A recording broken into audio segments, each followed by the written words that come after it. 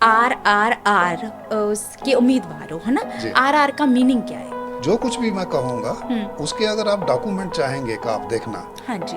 जो कुछ भी मैं कहूँगा हाँ जी। वो मैं आपको दिखाने के लिए तैयार हूँ। सर, आप बाकी जो 2 टीमें हैं जो आपकी ओपोजिशन में आ रही हैं, उनसे कैसे अलग? हम भी बेनिफिशियरी हैं ना, जो कुछ अच्छा होगा उसके हम भी बेनिफिशियरी हाँ। हैं, अगर जो कुछ बुरा होगा उसके भुगतभोगी भी हम होंगे। हाँ, तो हम किसी के ऊपर कोई एहसान नहीं कर रहे हैं। क्लब हाउस कोर्ट केस का केस है क्या सर? एक्चुअल बताओ आज मुझे। दोस्त तो ध्यान से चुनने ही चाहिए, दुश्मन भी बहुत ध्यान से चुनने चाहिए। आपने गलत दुश्मन चुना हुआ है, आपने मतलब रेजिडेंट्स ने। धोखा शुरू हुआ है वैट से। जकूजी प्रॉमिस करके नहीं दी, पटिंग ग्रीन बनाना था, नहीं बनाया, कम्युनिटी सेंटर को क्लब कह के बेच दिया। जो मेन एलिगेशन रेजिडेंट्स आपके ऊपर लगाते हैं कि आपके कारण आज भी क्लब हाउस लॉक्ड है। लाइट मास्ट होता था, वो लाइट मास्ट आज कहाँ है? कम्युनिटी सेंटर है, उसके अंदर जो एसी लगे हुए थे, विंडो एसी नहीं थे, ओके। वो वीआरवी था जो बेस्ट एसी था। और आज वो वीआरवी कहाँ है?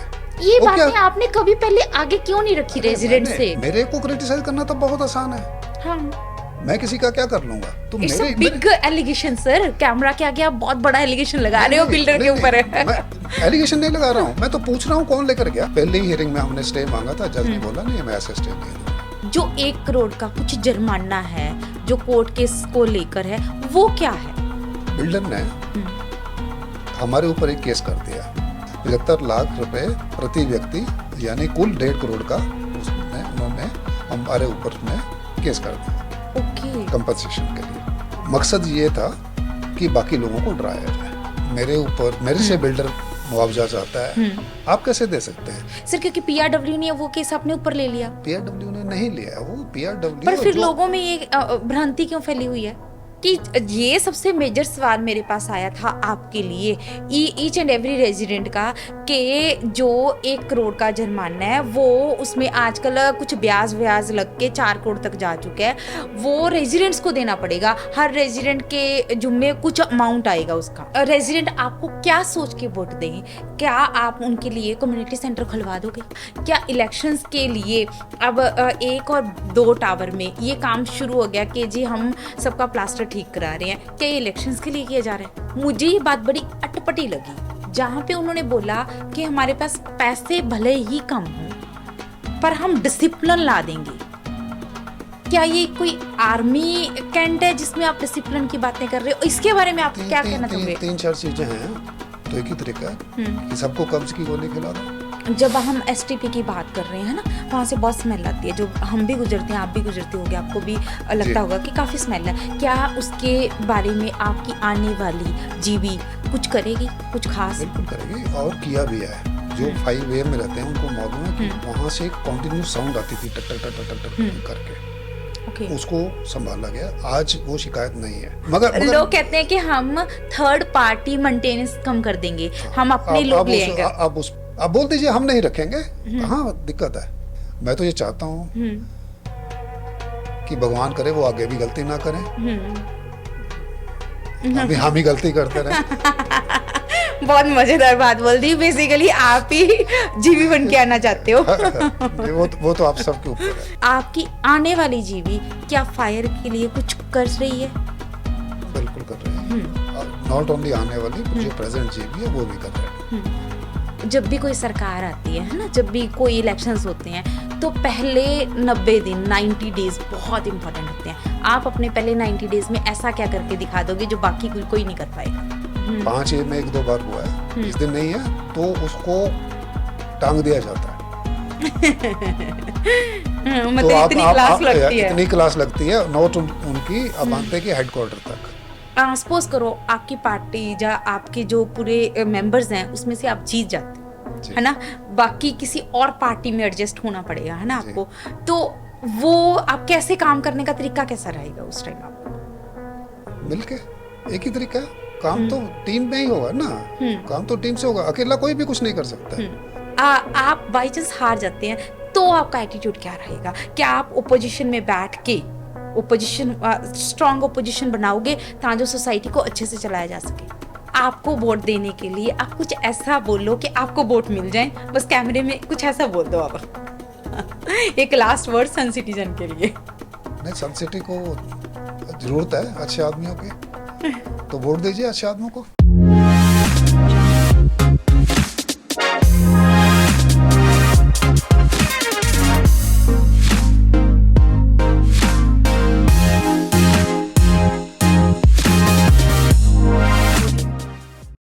नमस्कार दोस्तों, मैं हूं आपकी होस्ट शालू गुप्ता। लेके आई हूं पॉडकास्ट विद शालू का एक नया और बहुत ही खास एपिसोड। हम हमेशा अवेयरनेस की बात करते हैं, हम हमेशा आपके सामने सच्चाई जो कि आनी भी चाहिए उसकी बात करते हैं। आज जो ये एपिसोड है ये बहुत बहुत खास होने वाला है, क्योंकि ये मेरी अपनी सोसाइटी सन सिटी परिक्रमा के इलेक्शंस के कारण लोगों के जो सवाल हैं उनके जवाब देने के लिए जो जो कैंडिडेट खड़े हुए हैं वो आपको बताएंगे। सबसे बड़ी बात, जो आज मैं जिनके साथ हूँ वो हैं आर्मी से रिटायर्ड कर्नल अविनाश जी, और उनको बहुत सारी एलिगेशंस लगे हैं। मैं कहती हूँ कि मुझे लगता था कि मैंने दुश्मन बहुत कमाए हैं, पर जब से मैंने उनके पॉडकास्ट की तैयारी की है मुझे लगने लग गया कि मेरा तो कोई दुश्मन ही नहीं है जितने दुश्मन उन्होंने कमाए हैं। ऐसा क्या किया उन्होंने, ऐसा क्या था क्लब हाउस के केस में, ऐसा क्यों कहा जाता है कि वो पुरानी या फिर आउटगोइंग जीवी के ड्राफ्ट मैन है, ऐसा क्या था कि उनसे लोगों ने अपने आप को कट करना शुरू कर दिया। क्या उनकी गलतियां थी, जा उनकी मजबूरी थी, जा उनकी समझदारी थी। आज मैं जिनसे बात करने जा रही हूँ, आज शायद आपकी सारी समस्याओं का हल भी मिलेगा, आपके जो मन में आशंकाएं हैं वो उनका भी निवारण मिल जाएगा। वो जनरल सेक्रेटरी जो कि बहुत ही खास और अहम पोस्ट है PRW की, उसके ऊपर अपना उम्मीदवारी कर रहे हैं। हम जानते हैं उनसे कि वो क्यों खास है, उनकी टीम क्यों खास है। सर आपका बहुत बहुत स्वागत है। नमस्कार शालू जी। सर पहले तो इस पॉडकास्ट को शुरू करने से पहले आपने इंट्रोडक्शन सुन ली होगी जी। मैं ये आपको भी बताना चाहूँगी, मुझे नहीं पता था कि आप इतने फेमस हो। आज एक चीज़ बोलना चाहूँगी सर, शाहरुख खान कम फेमस है। आप ज़्यादा फेमस हो हमारी सोसाइटी में। कोई आपसे मिला हो ना मिला हो, आपका नाम हर रेजिडेंट ने सुना है ना। एक सज्जन है, उन्होंने एक दिन कहा मुझे कि आप जब अपने आप को इंट्रोड्यूस करते हो तो ऐसे मत किया करो कि मैं कर्नल अविनाश शर्मा हूँ, आप कहा करो कि मैं कर्नल अविनाश शर्मा हूँ, नाम तो सुना ही होगा। सच्ची में कुछ ऐसा ही है सर आपके साथ। जब आपको पता है कि कल इवनिंग से हमारे मैसेज बहुत सारे फ्लॉन्ट हो रहे थे कि पॉडकास्ट हो या ना हो, है ना।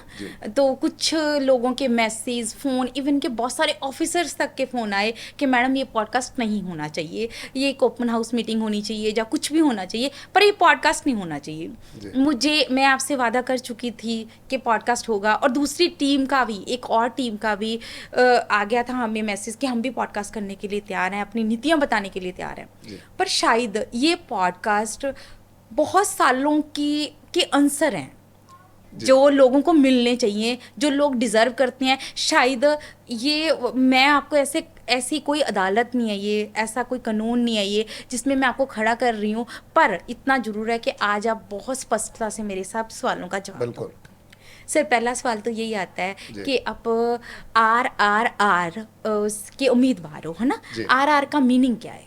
RRR का मीनिंग है ट्रिपल R। ये पिछली बार भी इसी बैनर के नीचे GB इलेक्ट हुई थी। RR का मतलब है by residents, for residents, of residents. ये डेमोक्रेसी की भी एग्जांपल है। ये डेमोक्रेसी की भी एग्जांपल है, वहीं से हमने लिया हुआ है। हाँ, तो हमने वहीं से लिया हुआ है, बट ये सन सिटी के लिए ज़्यादा एप्लीकेबल है क्योंकि रेजिडेंट्स की हम बात कर रहे हैं। हम सिर्फ फ्लैट ओनर्स की बात नहीं कर रहे हैं, रेजिडेंट्स की बात कर रहे हैं। चाहे वो टेनेंट हो, चाहे टेनेंट हो, चाहे वो फ्लैट ओनर्स हो, दोनों की बात हो रही है। बहुत अच्छी बात है सर। आप बाकी जो दो टीमें हैं जो आपकी ओपोजिशन में आ रही हैं उनसे कैसे अलग हो? देखिए, हम लोग नॉर्मली बाइनरी में सोचते हैं। हम लोग सोचते हैं 0 है 1 है, नई टीम है, पुरानी टीम है। नई टीम को मौका मिलना चाहिए, पुरानी को मिल चुका है। ये जो हमारी टीम है ये एक कॉन्टिन्यूशन है। कॉन्टिन्यूशन कैसे है कि कुछ भी एकदम नहीं होता है। आज आपको मैं बोलूं कि आप जनरल सेक्रेटरी बन जाइए, हाँ जी, तो आपके लिए आसान नहीं होगा, किसी के लिए भी आसान नहीं होगा। कोई भी आज कहे कि मैं प्रेसिडेंट बन जाऊं आसान नहीं होगा, उसको कुछ टाइम लगेगा उसको समझने के लिए। हमारे जितने भी टीम मेंबर्स हैं इंक्लूडिंग मी, हम लोग शुरू से जुड़े हुए हैं। मैं 2016 से यहाँ हूँ, 2016 से मैं पूरी तरह इन्वॉल्व हूँ ओके। पीआरडब्ल्यू के अफेयर्स में। बाई लॉ से लेके हर एक चीज में, सारे कोर्ट केसेस, सब कुछ में मैं पूरी तरह इन्वॉल्व रहा हूँ। इसलिए मुझे इन्वॉल्व रहने की वजह से, और किसी वजह से नहीं, इन्वॉल्व रहने की वजह से मुझे पूरी नॉलेज है,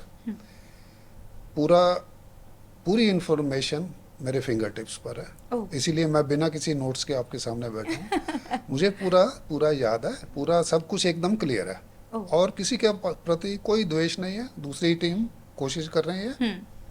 मैं तो ये चाहता था कि आज बाकी दोनों सज्जन, कर्नल वर्मा और मिस्टर एस.के. गुप्ता, वो भी आए, क्योंकि सबसे बड़ा हक है वोटर का। वोटर जाने हम तीनों में से कौन बेहतर कैंडिडेट है। नहीं, ये बात बिल्कुल सही कही। ये चलो उनकी पर्सनल मजबूरी होगी, जब मर्जी होगी, जब टीम का दबदबा होगा कि वो नहीं आ पाई। अब हम बात करते हैं सर, जब आपका आज सुबह पोस्टर लॉन्च हुआ है ना, तो उसके ऊपर आपके आउटगोइंग जीवी के प्रेसिडेंट का चेहरा था, है ना, जिससे मुझे बहुत सारे लोगों ने सवाल भेजे व्हाट्सएप पे, क्या आप उनके अंडर रह के काम करोगे? उनके चेहरे का मीनिंग क्या है? ये जिन्होंने नहीं भी पढ़े हैं, अंडर और ऊपर, इसका एक वर्ड है हिरार्की। जिसने बाई लॉज नहीं पढ़े हैं, या एक्ट नहीं पढ़ा है, या सोसाइटी एक्ट नहीं पढ़ा, वो ऐसी बात कर सकता है। सोसाइटी एक्ट या सोसाइटी रूल ये एकदम क्लियर है। जो प्रेसिडेंट है या जो एग्जीक्यूटिव मेंबर है, president, vice president, general secretary, joint secretary, treasurer, इनकी सबकी इक्वल से है। वो लिखा गया है that the governing body will not have any hierarchy. Governing body की अपनी हिरार्की नहीं है। तो उदित जी को, उनको हम कह लीजिए ऑनररी कह रहे हैं कि बतौर गाइड, बतौर मेंटर, बिकॉज उनका एक्सपीरियंस है, उन्होंने 3 साल अच्छे से संभाला, एक्सपीरियंस है, तो इसलिए हम कह रहे हैं कि उनकी गाइडेंस में। जब हमने आउटगोइंग प्रेसिडेंट की बात की है ना, तो क्या आप मेरे साथ 3 साल जो पुरानी कुछ काम हुए, कुछ अच्छे हुए, कुछ बुरे भी हुए, है ना, वो काम तो हमेशा लाइफ में भी कुछ अच्छे होते हैं, कुछ नहीं हो पाते हैं, वो एक लाइफ का दस्तूर है, क्या उन पे भी आप बातचीत करना चाहोगे, या फिर अपकमिंग जीबी के ऊपर ही बात करोगे? जो हो चुका है उसके ऊपर बहुत ज़्यादा बात करने से बहुत फ़ायदा नहीं है। मुझे कोई उजर नहीं है, मुझे कोई हर्ज नहीं है। अगर आप उस पर भी बात करना चाहें, कुछ किसी भी बात पे जिसको आप समझते हैं अच्छा हुआ, जिसको आप समझते हैं उतना अच्छा नहीं हुआ, या जिसको आप समझते हैं बुरा भी हुआ, उसके ऊपर भी मुझे कोई हर्ज नहीं है बात करने के लिए। मगर ज़्यादातर बात आगे की होनी चाहिए, पीछे की गॉन इज़ बायगॉन, तो उसमें ज़्यादा इशू नहीं। सर, मैं एक चीज़ और जानना चाहती हूँ कि आप एज अ जनरल सेक्रेटरी खड़े हुए हो ना, तो आप बाकी दोनों टीमों से आपकी टीम कैसे अलग है? देखिए, मैं ये मानता हूँ जो इंक्लूसिवनेस है वो सबसे बड़ा स्ट्रेंथ है। हाँ जी। अगर हम ही हम हैं तो क्या हम हैं, अगर तुम ही तुम हो तो क्या तुम हो। सबको मिलके, अलग अलग किस्म के लोगों को, व्यक्तियों को मिलके एक जो टीम बनती है, अलग विचारों के, but at the same time आपस में जिन्होंने काम किया हुआ है, उनकी जब टीम बनती है तब वो टीम कामयाब होती है। आप एकदम टीम को खड़ा नहीं कर सकते। इतने सालों से मैं, जैसे विवेक गुप्ता जी हैं, हाँ जी, उदित जी हैं, इंटरेस्टिंग है वो उदित जी को कैसे मिला मैं पहली बार।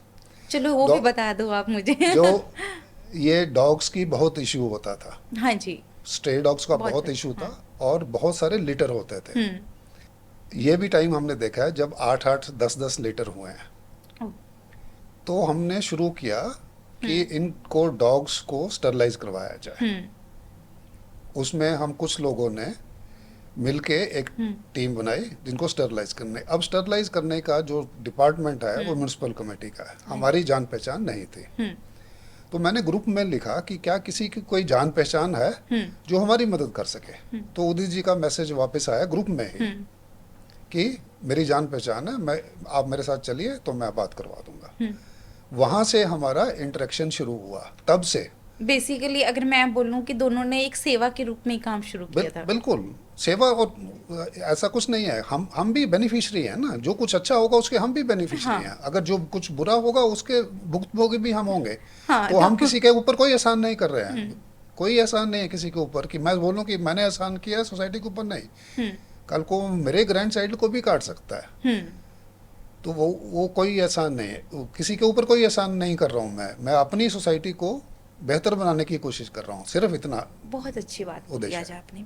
सर जब बात आ रही है तो आपको पुरानी जीविका ड्राफ्टमैन बोला जाता है, ये बहुत फेमस चीज़ है कि आप इतने इंटेलिजेंट हो कि आप मैसेज लिखते थे वो कॉपी पेस्ट करके डालते थे, इसमें क्या सच्चाई है? ओके, कॉपी पेस्ट करना तो गलत होगा, हाँ। बट हाँ ऑफ कोर्स मैंने मदद की है। अब किसी को लगता है, अगर 10 लोगों को ये लगता है हाँ कि मैं किसी चीज़ में ठीक हूँ या बेहतर हूँ उनसे, और मेरी मदद मांगी जाती है, तो मुझे कोई हर्ज नहीं है, क्या हर्ज है? आगे से मैं भी आपकी हेल्प लूंगी जब कभी मैसेज कभी लिखवाना कभी होगा। कभी भी मुझे कोई दिक्कत नहीं है उसमें। अगर आप समझते हैं कि मैं आपकी मदद कर सकता हूँ तो मुझे क्या दिक्कत है? इसका वैसे पीछे रीजन क्या था कि आपसे ड्राफ्ट कराई जाती थी मैसेज? रीज़न यही था कि I know the bigger picture. Oh, मुझे एक्ट्स का, चाहे वो Okay. सोसाइटी एक्ट हो, चाहे अपार्टमेंट एक्ट हो, चाहे रेरा हो, मैंने बहुत अच्छे से स्टडी किया हुआ है। बाय लॉज एक एक चीज़ मैंने बहुत अच्छे से स्टडी किया हुआ है, इसलिए मेरे को बिगर पिक्चर मालूम है। ओह, इसलिए कोई भी चीज़, एक आधी बार ऐसा भी हुआ कि एक आधी चीज़ सन सिटी को लिख दी गई हाँ जी, जो गलत थे, ओके, क्योंकि आपको पता नहीं है कौन सी चीज़ आपको कब जरूरत पड़ेगी, स्पेशली लीगली। ओह, तो इसलिए लिखना जो है या इवन बोलना जो है वो बहुत समझ सोच के है। ये बात बिल्कुल सच बोल रहे हो। जब भी मैं किसी एडवोकेट का पॉडकास्ट करती हूँ तब भी यही बात आती है कि कुछ ऐसा गलत ना हो जाए पॉडकास्ट में, कुछ ऐसी इन्फॉर्मेशन ना चली जाए जो लोगों को गलत इन्फॉर्म कर दे। जी। सर सबसे बड़ा एलिगेशन की बात करते हैं अब हम आपके इससे ऊपर। पहले मैं जो गलत वाली आप बात कर रहे हैं, हाँ, मैं एक चीज़ डिस्क्लेमर दे देता हूँ। हाँ जी। डिस्क्लेमर या क्लेमर कुछ भी कह लीजिए उसको। जो कुछ भी मैं कहूँगा उसके अगर आप डॉक्यूमेंट चाहेंगे का आप देखना, हाँ जी, जो कुछ भी मैं कहूँगा हाँ जी। वो मैं आपको दिखाने के लिए तैयार हूँ। ठीक है सर। जो कुछ भी मैं फैक्चुअल कह रहा हूँ, तो मैं बेसिकली फैक्ट्स के ऊपर आपसे बात करूँगा, इमोशंस के ऊपर नहीं। बहुत अच्छी बात है। शायद ये पॉडकास्ट इमोशनल है भी नहीं जी। है ना? तो ये अगर आप फैक्ट्स पे बात नहीं करोगे ये बहुत ही गलत चला जाएगा सिस्टम। सर सबसे बड़ा एलिगेशन, उसके ऊपर आते हैं। मुझे नहीं पता कि दुश्मन कैसे कमाए जाते हैं, आज आपसे सीखूंगी जरूर। दुश्मन कमा के इतना फेम कैसे कमाया जाता है ये भी सीखूंगी, और अकेले ही मतलब पूरे बिल्डर के साथ लड़ पड़ो, पूरे रेजिडेंट्स को अपना दुश्मन बना लो, वो भी सीखा जाएगा आज तो ना। जी। तो पहली बात हम यही करते हैं सर, मैं कोर्ट केस है ना, क्लब हाउस कोर्ट केस जो कि मोस्ट इम्पॉर्टेंट है सन सिटीजन के लिए, क्लब हाउस कोर्ट केस का केस है क्या सर? एक्चुअल बताओ आज मुझे। केस पर आता हूँ मैं। हाँ। केस से पहले आपने दुश्मनों की बात की, तो दोस्तों ध्यान से चुनने ही चाहिए, दुश्मन भी बहुत ध्यान से चुनने चाहिए। ओह, ये कहा जाता है नॉर्मली कि दोस्त ध्यान से चुनने चाहिए, दुश्मन और भी ध्यान से चुनने चाहिए। वो कैसे? वो ऐसे कि गलत दुश्मन आपने चुना तो आप अपना नुकसान कर रहे हैं। जैसे मेरा कोई नुकसान नहीं हो सकता है। मेरा नुकसान इसलिए नहीं हो सकता है क्योंकि आज तक मेरे को सामने आके किसी ने भी ये नहीं बोला है कि आप ये गलत कर रहे हो। ओह, सामने आके। सामने क्या बोलते हैं मुझे ये भी जानना है। सामने आके किसी ने नहीं बोला है। जिसने बोला है उसको मैंने समझाया है कि ये इस वजह से हो रहा है। हाँ, ओके, ठीक है। अब देखते हैं कि दुश्मन कौन होना चाहिए। हाँ जी, क्लब की या किसी भी चीज़ की बात हाँ कर जी। लें। बिल्डर ने हमारे साथ कुछ शॉर्ट कमिंग्स हैं, एग्जाम्पल बहुत सारे एग्जाम्पल्स हैं। मैं वैट से शुरू कर सकता हूँ, कहीं से भी शुरू कर लें। जकूजी प्रॉमिस करके नहीं दी, ओह, वो ऐसी बहुत सारी पटिंग ग्रीन बनाना था, नहीं बनाया। कम्युनिटी सेंटर को क्लब कह के बेच दिया। ओह, वो मैं बहुत सारे एग्जांपल दे सकता हूँ। तो ओके। धोखा किसने किया आपके साथ मतलब रेजिडेंट्स के साथ किसने धोखा किया? पर ये नॉलेज तो है ही नहीं रेजिडेंट्स को। नहीं, मैं वही कह रहा हूँ ना, आपको मैं बताता हूँ हम्म कि कहाँ से धोखा शुरू हुआ है। हम्म धोखा शुरू हुआ वैट से, ओ, पहला धोखा। आपको एक बहुत कम लोगों को मालूम हाँ। है, इसलिए मैं इसको पॉडकास्ट में हाँ कर रहा प्लीज प्लीज बोलिए आप। हूँ। वैट जीएसटी का प्रेडिसेसर था, हाँ जी वैल्यू एडिशन टैक्स। हाँ जी अगर आपको ने कोई चीज ली, उसमें वैल्यू ऐड की, उस एडिशनल वैल्यू के ऊपर में टैक्स लगेगा, ओ, वो चेन चलती रहेगी। हाँ जी अब ये वैट लिया गया उन लोगों से जिनके वैल्यू एडिशन हुआ। ओ कैसे? आपने बुक करवाया, आपने जब बुक करवाया तब ये खाली जमीन थी, आपका फ्लैट बन गया, वो एक वैल्यू एडिशन हुई, उसमें सर्विसेज लगी, गुड्स लगे, मटेरियल लगा, सर्विसेज लगे, तो आपके ऊपर वैट लगना चाहिए। जैसे मैं था, मेरे पास एक मोहाली में फ्लैट था, मैंने वो बेचा, मेरे पास पैसे थे, और मैं ये मेरा निश्चय था कि मैं अंडर कंस्ट्रक्शन नहीं लूंगा। मैं आया, फ्लैट तैयार था, मैंने उनको बोला मुझे चाबी दो, ये लो पैसा, तो मेरे ऊपर वैट नहीं लगना था। ओके। पर क्या हमारी सन सिटी पे लगा ये बैट? बिल्कुल, सब आपने भी residents- दिया होगा, आपको शायद याद नहीं होगा, आपने भी दिया होगा। ओके आप राकेश जी को, गुप्ता जी को कभी पूछेगा कि कितना वैट दिया है और किस हिसाब से दिया है। किस अमाउंट में गया होगा ये बैट? वैट आपका डिपेंड करता है आप किस स्टेज पे एंटर हुए। ओह अगर आपने बुकिंग करवा के लिया, शुरू में बुकिंग करवा लिया, तो पूरी कंस्ट्रक्शन, पूरे मटेरियल पे आपका वैट लगेगा। ओके अगर आपने बीच में लिया तो जितनी वैल्यू एडिशन हुई उसके ऊपर लगेगा। सिंस मेरे केस में वैल्यू एडिशन कुछ नहीं हुई, इसलिए मेरा वैट नहीं बनता था। ओके तो जो बिल्डर था, अब बिल्डर ने बोला कि मैंने वैल्यू एडिशन की है तो वैट लगेगा। हाँ जी मैंने कहा ठीक है। बिल्डर ने मेरे पास भी एक बिल भेज दिया। तकरीबन अमाउंट क्या रही होगी उसकी? अमाउंट मुझे ठीक से याद नहीं है, 1 लाख के आसपास था। Okay, it's a big amount, it's not a small amount. Fairlie big amount, 1 lakh के आसपास था। मेहनत से कमाया हुआ हाँ तो एक जी। पैसा भी बहुत चुभता कीमती है है, ना, हाँ। तो 1 लाख के आसपास था। उन्होंने मेरे पास भेजा, मैंने उनको बात की उनसे, और एक लेटर लिखा उनको कि मेरा वैट नहीं बनता है। तो उनका फ़ोन आ गया, उस वक्त जो भी होता, सुशील मेहरा जी होते थे शायद, उनका फ़ोन आ गया कि ठीक है आपका वैट नहीं। मैंने कहा ऐसे नहीं भाई साहब, आपने लिख के भेजा, आप मेरे को लिख के कह दीजिए कि नहीं है। ओह तो उन्होंने लिख के कह दिया कि कि नहीं आपका लगेगा। वैट- मैंने कहा थैंक यू, कोई बात नहीं।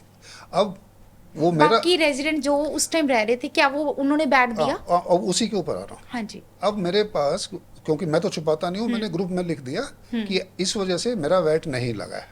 ओके मैंने ग्रुप में लिखा, बिल्कुल साफ सुथरा ग्रुप में लिखा। वो कहीं ना कहीं व्हाट्सएप होगा, बहुत साल पुराना है, बट कहीं ना कहीं होगा। वो डिजिटल सिग्नेचर्स कहीं जाते नहीं है, डिजिटल फुटप्रिंट्स कहीं जाते नहीं है। तो मेरे को लोगों ने बोला कि आपका क्यों नहीं लगा, तो मैंने बताया वैल्यू एडिशन नहीं हुआ, नहीं लगा। अब उन्होंने बोला कि हमको कितना देना चाहिए, क्या पहले बात तो क्या देना चाहिए। मैंने कहा बिल्कुल देना चाहिए, सरकार का कानून है, एंड यूजर उसको देगा। कितना देना चाहिए? मैंने कहा जितना बिल्डर ने आपका दिया है। आप Okay. बिल्डर हैं, आपने मेरा टैक्स दिया है, तो मुझे मेरा फर्ज बनता है मैं आपको दूं। बट आप मुझे ये तो बताएंगे ना कृपा करके कि आपका मैंने इतना पैसा दिया है। ओके आप मुझे कहिएगा 80,000 है, आपने मेरा 80,000 दिया है, तो मैं आपको 80,000 दूंगा। ओके आपने 70,000 दिया, मुझे 70,000 की रसीद दिखा दीजिए तो दूंगा। अब बात हुई कि नहीं जी हमने तो इकट्ठा दिया, आपकी रसीद कहाँ से दिखा दें। ओके हमने कहा, ठीक है, बिल्कुल अच्छी बात है, बट इकट्ठा दिया, मान लीजिए आपने 5 करोड़ दिया। हाँ जी अब 5 करोड़ कहीं से आया होगा ना, हाँ जी। आपका इतना होगा, मेरा इतना होगा, इनका भाई साहब का इतना होगा, इनका वो आई इतना, थिंक फ्लैट की जो जगह है उसके अकॉर्डिंग किसी भी हिसाब से, हाँ जी। किसी भी हिसाब से 5 करोड़ का कहीं से तो आया होगा ना, हम सबका मिल के आया होगा। हमने कहा वो दिखा दीजिए, हाँ जी वो भी नहीं दिखाया। ओ, अब वो उनके पास में एक अल्टीमेट हथियार है, डोमिनेंट पोजीशन। आप पैसा दे चुके हैं, हाँ जी। आपको रजिस्ट्री करवानी है, तो सीधी सादी बात है, आप वैट दोगे तो रजिस्ट्री हो गई। ओ अब मतलब वो आपको बेसिकली मजबूर कर दिया। रेजिडेंट फंस गया इसमें। अब वो फंस गया, हाँ रेजिडेंट फंस गया। ठीक है, आज भी मैं, मुझे हैरानगी होती है कि मेरे से दुश्मनी। अरे भैया, बिल्डर की मेरे से दुश्मनी समझ में आती है, पर रेजिडेंट्स की दुश्मनी। रेजिडेंट की नाराजगी क्या है? वो मैं आती हूँ। हाँ, अभी आप पूछिए। जो आपने बैट वाली बात बताई, शायद इसके बारे में मैंने आज तक कभी कोई चर्चा सुनी ही नहीं थी, जी। है ना। मैं बहुत मेरे को कोई डर नहीं है इस पॉडकास्ट करते वक्त, मैं बिल्कुल धड़ल्ले से बोल सकती हूँ, मुझे सच्ची में इस बात की कोई जानकारी नहीं जी। थी। अब आती है बात, जो मेन एलिगेशन रेजिडेंट्स आपके ऊपर लगाते हैं कि आपके कारण आज भी क्लब हाउस लॉक्ड है, आज भी कुछ केसेस चल रहे हैं जिसके कुछ हर्जाना 1 करोड़ तक है ना। तो वो क्या है, पहले मुझे पूरा केस समझाइए आप ये आज। आपको मैं पूरा केस समझा देता हूँ। जब ये सैंक्शन हुआ, पहली बात, ये क्लब नहीं है, ये कम्युनिटी सेंटर है। ओके। कम्युनिटी सेंटर की 2 बिल्डिंग्स सैंक्शन हुई। एक बिल्डिंग जिसमें इस वक्त जिम चल रहा है, हाँ जी। जिम और स्विमिंग पूल के साथ वाली जो बिल्डिंग है। दूसरी बिल्डिंग है जिसमें खड़े होके अंदर मीटिंग करके लोग ये बोलते हैं कि ये बंद है। पर बोलने में तो यही आता है कि क्लब हाउस में लॉक लग नहीं, गया जी, बंद हो आप गया। उसको आयरनी समझिए। उसका इंटरेस्टिंग पार्ट है ये कि अंदर खड़े हैं, उसका इस्तेमाल कर रहे हैं और बोलते हैं कि ये बंद है। उसके बाद में अंदर जाते हैं, ऑडिटोरियम बुक करते हैं, पैसा देते हैं और या नहीं देते मुझे नहीं मालूम, तो गाने गाते हैं और बाहर आके कहते हैं कि वो क्लब बंद है। ये तो बड़ी अजीब सी सिचुएशन है। मुझे पता नहीं बंद कैसे होता है। मेरे हिसाब से बंद तब होता है जब कोई जा ना सके। हाँ। अब वो तो बंद कहाँ है, आप जाइए, पैसे दीजिए, वो खुला है। एक कोर्ट केस जो कि आपने क्लब हाउस के ऊपर के कारण किया था, जिसका कुछ हर्जाना 1 करोड़ तक है, मुझे एग्जैक्ट नहीं पता वो क्या है, जिसको PRW ने, है ना, खुद अपने ऊपर ले लिया। तो इसका क्या स्टोरी क्या है, पहले मुझे उसके बारे में जानना है आपसे। आपको बताता हूँ। बहुत सारे फैक्चुअली गलत बातें हैं। ओह। फैक्चुअली गलत बातें हैं। पहली, ये जिसने भी आपको 1 करोड़ का फिगर बताया वो गलत है। ओके। फिगर है, हम 2 लोगों ने केस किया है, मैं ओके। और श्री विनय भाटिया जी, 2 लोगों ने केस किया पर था। उनका कभी नाम और जिक्र नहीं आया। उनका नाम और जिक्र इसलिए नहीं आया कि वो बहुत मुखर नहीं है, बहुत लोगों से मिलते नहीं है। वो रेजिडेंट है हमारे। रेजिडेंट है, ओके। 3B में रहते हैं, रेजिडेंट है, रिस्पेक्टेड है। He has retired from a very senior position in Tata chemicals. Okay. तो वो बहुत बहुत सीनियर पोजीशन से रिटायर हुए हैं और वो he keeps to himself. Okay. उनकी वो नेचर है। हाँ जी। एनीवे, व्यक्ति की नहीं, मुद्दे की बात करते हैं। हाँ जी। अब जब ये कम्युनिटी सेंटर सैंक्शन हुआ, हाँ जी। तो उसमें 2 कंडीशन लगाई गई सैंक्शनिंग अथॉरिटी से। सैंक्शनिंग अथॉरिटी है department of town and country planning, DTCP for short, DTCP। क्या कंडीशन लगाई? नंबर 1 कि इसको कॉमन एरिया डिक्लेयर किया जाएगा। ओके। नंबर 2 कि ये एक्सक्लूसिवली रेजिडेंट्स के लिए होगा। ओके। ये 2 कंडीशंस लगाई गई। ओके, जैसे हमारे पार्क सिर्फ रेजिडेंट्स के लिए होते हैं। जी, कुछ हद तक मैं आप बताता हूँ कि मैं पूरी तरह आपसे बात से सहमत क्यों नहीं हूँ, उसके ऊपर बाद में आते हैं। हाँ पहले कम्युनिटी सेंटर, मैं क्लब नहीं कहूँगा उसको, कम्युनिटी सेंटर ही कहूँगा। तो कम्युनिटी सेंटर के अंदर अब वो 2 कंडीशन लग गए। कॉमन एरिया डिक्लेयर होगा, उसकी इम्प्लीकेशन क्या है कि वो हैंड ओवर होगा PRW को। ओके। उसको CAF बोलते हैं, common areas and facilities. Common areas तो एरिया हो गया, फैसिलिटीज हो गई, जैसे पंप्स हैं, हाँ जी। वाटर टैंक्स हैं, लिफ्ट्स हैं, these are facilities, not common areas. These are so okay. Jointly they are called, together they are called CAF, common areas and facilities. तो सारे common areas and facilities hand over होने हैं PRW को। तो पहली condition लगाई, तो उसकी ये इम्प्लीकेशन थी। दूसरी कंडीशन लगाई एक्सक्लूसिविटी की। ओके। इन्होंने दोनों ब्रीच कर दी। इन्होंने मतलब बिल्डर ने दोनों ब्रीच कर दी। ओ, क्यों? नंबर 1 कि उन्होंने उसको डिक्लेयर नहीं किया एज कॉमन एरिया। एक डिक्लेरेशन देनी होती है, डीड ऑफ डिक्लेरेशन बोलते हैं, वो देनी होती है। उसमें इन्होंने उसको, सॉरी मैं काट रही हूँ, जो अब कम्युनिटी सेंटर या क्लब हाउस जो भी बोलो उसको, वो एरिया आज भी आई थिंक बिल्डर के पास ही है ना। जी हाँ, उसकी वो मेंटेनेंस, PRW के पास नहीं उसकी है। मेंटेनेंस भी देने से मना कर दिया था। जब 31 मार्च 2023 को 2023 को दी गई, तो उसको छोड़ दिया गया। ओके मैं आपको और भी एग्जांपल देता, बहुत एग्जांपल हैं ओके कि आपने गलत दुश्मन चुना हुआ है, आपने मतलब रेजिडेंट्स ने। पहले ओके एक और एग्जांपल है, आपको मालूम है कि आपके पार्क में एक बहुत बड़ा लाइट मास्ट होता था, याद है आपको? शायद थोड़ा। एक बहुत बड़ा हाँ, लाइट जब हम मास्ट आए थे। आए थे आप, हाँ। लाइट मास्ट होता था, वो लाइट मास्ट आज कहाँ है? कौन ले गया उसको? ओ, ये कभी सोचा ही नहीं। ओके, उसके बाद में आपका जो कम्युनिटी सेंटर है हम्म उसके अंदर जो एसी लगे हुए थे, विंडो एसी नहीं थे, ओके वो वीआरवी था जो बेस्ट हाँ। एसी था। हम्म और आज वो वीआरवी कहाँ है? हाँ, वो शायद उसमें भी था, थिएटर में भी था। थिएटर में भी, पूरे हाँ, कॉम्प्लेक्स में, थिएटर में जब मैंने फंक्शन किया था तब भी था वो। पूरे कॉम्प्लेक्स में था। हम्म ये स्प्लिट एसी नहीं थे, तो वो वीआरवी था। वो कहाँ है आज? मैं तो नहीं लेकर गया, ना ही तो मैं मास्ट लेकर गया हूँ। और बहुत सारी लिफ्ट लॉबीज के ग्राउंड फ्लोर पे, बेसमेंट पे, not ground floor, my mistake, ground basement पे लॉबी में जहाँ जाके लिफ्ट रुकती है वहाँ सीलिंग फैन थे। वो सीलिंग फैन कहाँ है आज? पर कोई ले गया ना, मैं तो नहीं लेकर गया। तो इट्स अ मेरे बिग एलिगेशन सर, कैमरा के आगे आप बहुत बड़ा एलिगेशन लगा रहे हो बिल्डर के ऊपर है। मैं एलिगेशन नहीं लगा रहा हूँ, मैं तो पूछ रहा हूँ कौन लेकर गया। मैं तो नहीं लेकर गया। नहीं, आप नहीं लेके गए। मेरे से दुश्मनी क्यों पाल रहे हैं पर सारे? ये तो किसी रेजिडेंट ने आज तक सोचा ही नहीं। अरे यही तो मैं कह रहा हूँ मैंने कि खुद ने नहीं सोचा बीइंग अ रेजिडेंट, और मैंने शायद ध्यान भी नहीं दिया। आपसे यही कह रहा हूँ शायद कि मेरी तरह बहुत सारे रेजिडेंट ने इस चीज के ऊपर ध्यान दिया ही नहीं। ध्यान आपका ध्यान आपको दिया ही नहीं जाएगा ना, क्योंकि आपको तो एक चीज आपको दी जा रही है जिसकी आपको जरूरत नहीं है। ओह, आपका ध्यान बटाने के लिए, अब वो कहाँ है? मैं 3 एग्जांपल दे रहा हूँ, और बहुत सारे एग्जांपल हैं। आपको मालूम है आपके टावर के ऊपर में हम्म सोलर वाटर हीटर थे? नहीं थे। थे। आज मुझे पता नहीं आपके टावर पे आज हैं कि नहीं है। पानी गर्म आना चाहिए था। मेरे पुराने पोस्ट आप देखो तो उसमें मैं हमेशा ये लिखता था कि सर्दियां आ गई हैं, हाँ अब गर्म पानी तो नहीं आएगा, हाँ गरम गरम बहाने जरूर आएंगे कि क्यों नहीं चल रहा है। ओके।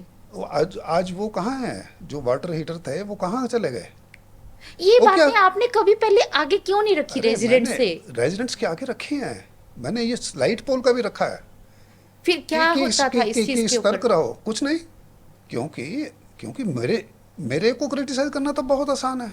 हाँ मैं किसी का क्या कर लूंगा? सर, आप वाकई मुझे जैसे जैसे रेजिडेंट्स ने बताया था आप मुझे बातों में फंसाते जा रहे हो। अरे मैं तो, अब वही बात है, अक्षय कुमार का डायलॉग दोहराता हूँ, मैं तो सच्ची बात करता हूँ, अच्छी तो अपने आप लगती है। नहीं, बहुत मतलब मैं भी सोचने को मजबूर हो चुकी हूँ इन बातों के ऊपर कि ये चीज़ें गई कहाँ, है ना सर। बहुत सारे रेजिडेंट ये चीज़ मानते हैं कि क्लब हाउस के ऊपर जो ताला लगा हुआ है, जो कि आपने कहा कि ताला है ही नहीं है, आज भी वहाँ पे उतने ही फंक्शन हो रहे हैं, है ना। तो लोगों को लगता है कि 1 करोड़ का जो जुर्माना है उनको भुगतना पड़ेगा। जो कोर्ट केस के कारण जितने भी रेजिडेंट रह रहे हैं उनके ऊपर ये कोर्ट केस आ जाता है। वो क्या है, वो मुझे जानना है आज आपसे। ये एक झूठ फैलाया जा रहा है। 2 कोर्ट केस हैं, एक नहीं है। 2 केस हैं, एक केस नहीं है, 2 केस हैं। पहला केस है बिल्डर के ऊपर। हाँ जी। वो केस मैंने और श्री विनय भाटिया जी ने किया। उसमें हमने क्या कहा? उसमें हमने कहा कि ये जो है ये कॉमन एरिया होना था, नंबर 1।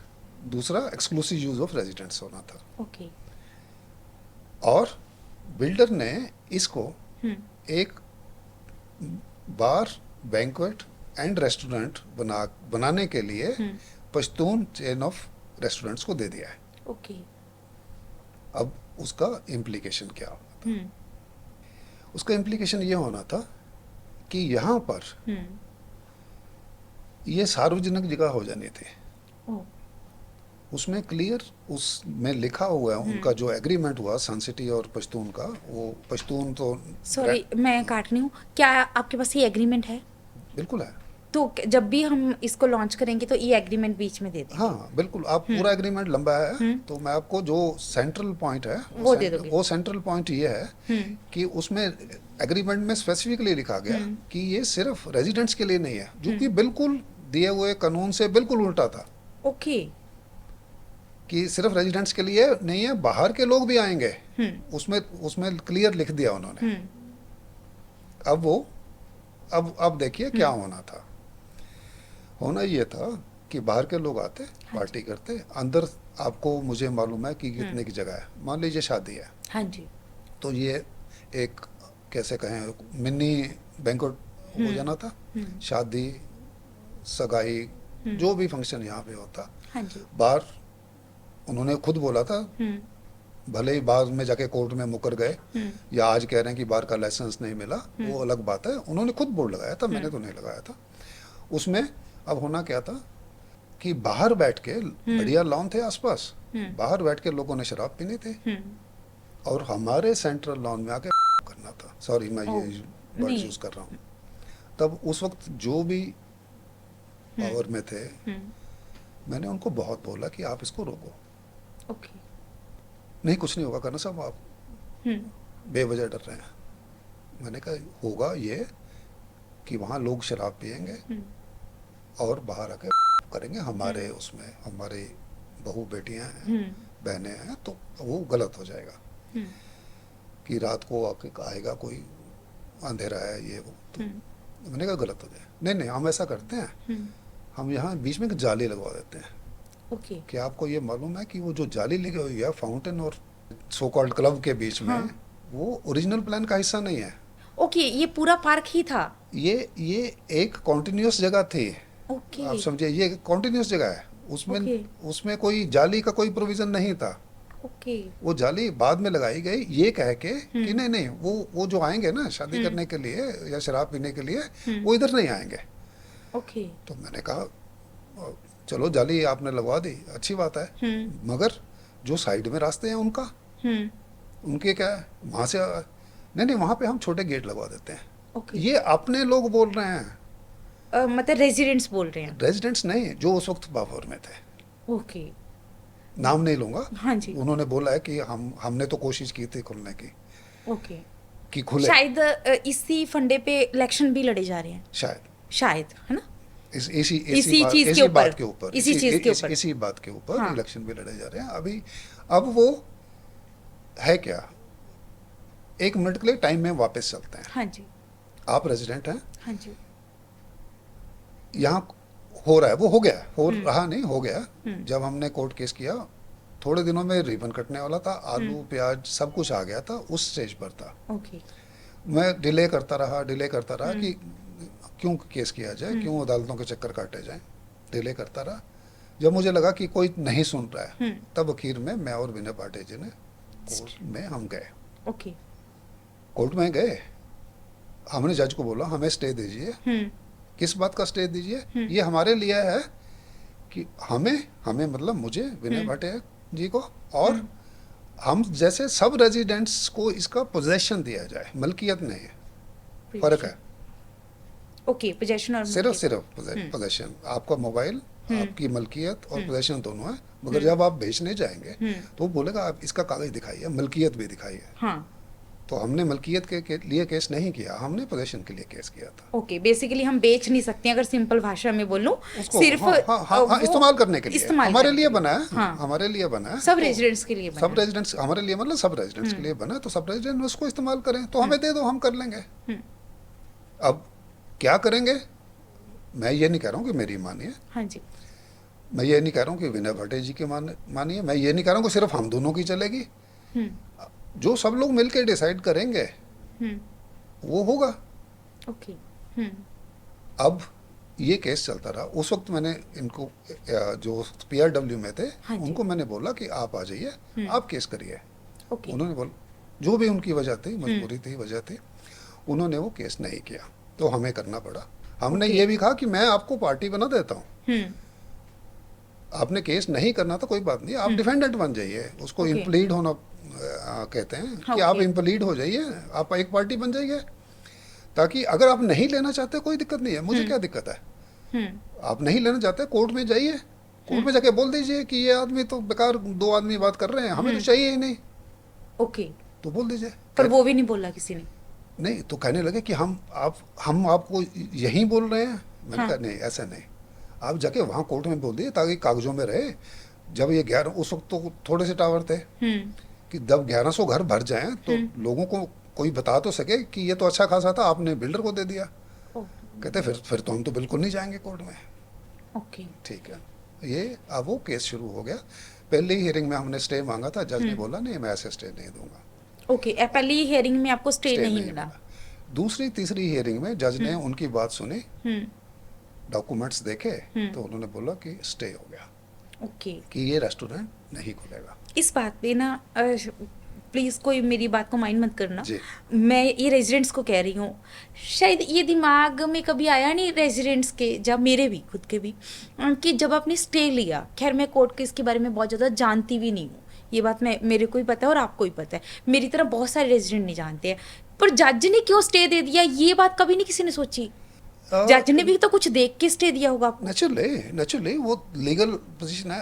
आज ये भी बात कर रहे हैं कि ये तो सेकंड ओनर थे, मेरे लिए ये कह रहे हैं कि ये तो सेकंड ओनर थे।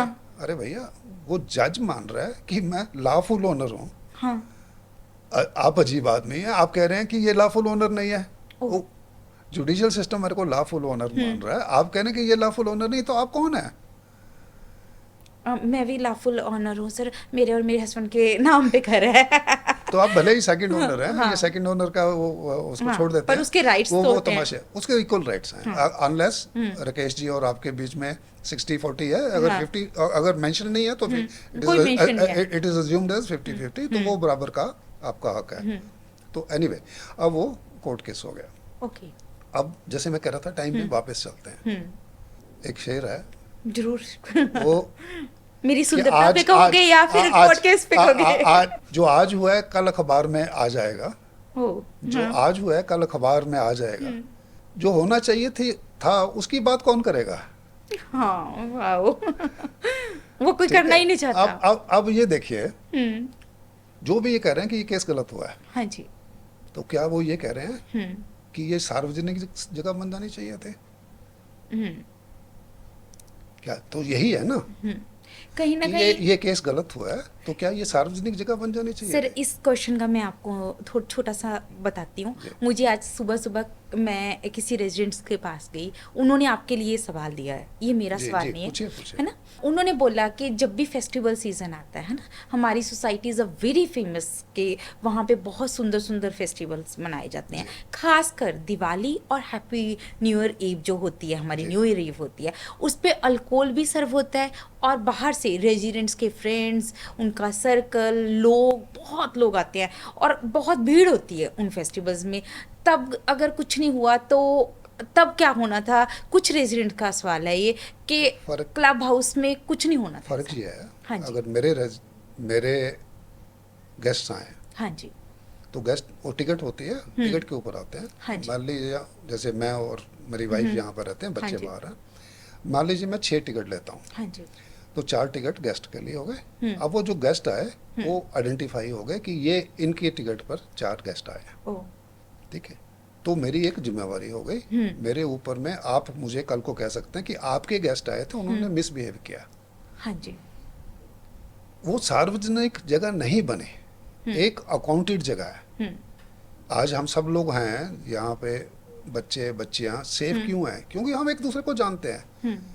मेरा ग्रैंड चाइल्ड है, आप आसपास हैं, तो मैं आपको रिक्वेस्ट करता हूँ, शालिनी जी 5 मिनट के लिए देखना, मैं आता हूँ। हाँ, मेरी बेटी सारा दिन खेलने जाती है, सेफ है। हाँ, सेफ हैं। हाँ। तो वो सेफ क्यों है? क्योंकि ये सार्वजनिक जगह नहीं है, सार्वजनिक स्थान नहीं है, यहाँ पे कोई भी बाहर का कोई भी आदमी नहीं आ सकता है अंदर, एटलीस्ट ये आता होगा तो बहुत कम है। जब आप ऑफिशियली उसको सार्वजनिक कर देंगे और वो भी बाहर के लिए, तब तो आप मुसीबत मोल ले रहे हैं। हाँ, ये कहीं ना कहीं मैं भी मानती हूँ। जो हम अपने लोग हैं, पढ़े लिखे लोग हैं, वेल बिहेव्ड हैं, इतने बार फंक्शन हुआ है। हाँ जी। सिर्फ एक ही बार झगड़ा हुआ था। हाँ, जब हम नए आए थे 2019 में। बहुत पुरानी बात होगी, भगवान ना करे कि दोबारा हो। भगवान ना करे कि दोबारा हो, मगर उसकी वजह क्या है? उसकी वजह यही है कि जो यहाँ अपने लोग हैं उनको आंख की शर्म है, उनके जो गेस्ट आते हैं वो भी किसी स्टेचर के हैं, किसी स्टैंडर्ड के हैं, तो वो ऐसी चीज़ों में नहीं घुसते, नहीं पड़ते।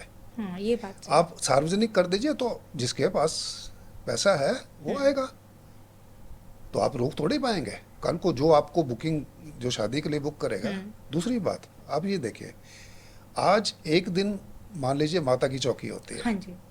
लाउड स्पीकर लगता है, आवाज़ ऊंची है, अपना साथी है ना कोई, हम जाके उसको बोल सकते हैं, माने ना माने उसकी भली मानसिकता है, या कुछ कानून बना सकते हैं कि 11 बजे तक। इमेजिन करिए, एक आदमी पैसे देकर आया शादी करने के लिए, उसने बुकिंग करवाई है, उसके 50-100 गेस्ट हैं, आपको घुसने नहीं देगा वो वहाँ पर। वो बोलेगा मैं तो पैसे देकर आया हूँ, आप कौन हो?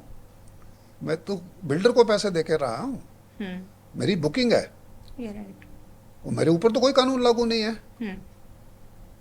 कानून छोड़ दिए, सोशल प्रेशर भी लागू नहीं है आपके ऊपर, मेरे ऊपर तो कुछ सोशल प्रेशर है ना, हाँ। उसके ऊपर तो कुछ नहीं है, तो वो तो कुछ करेगा। मैं वहीं वापस वहीं पे आता हूँ कि करना क्या चाहिए था, या किसी ने क्या किया। सर, मैं दूसरा सवाल जो कि हमारी सन सिटीजन ने मेरे को भेजा है, जो 1 करोड़ का कुछ जुर्माना है जो कोर्ट केस को लेकर है, वो क्या है? ना, वो मैं उसका बताता हूँ।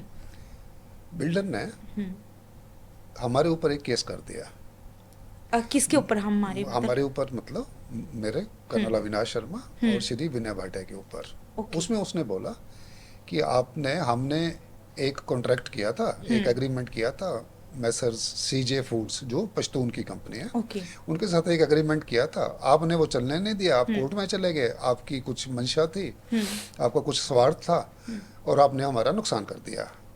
उसने हमको कुछ पैसे दिए थे, वो पैसे हमें लौटाने पड़े।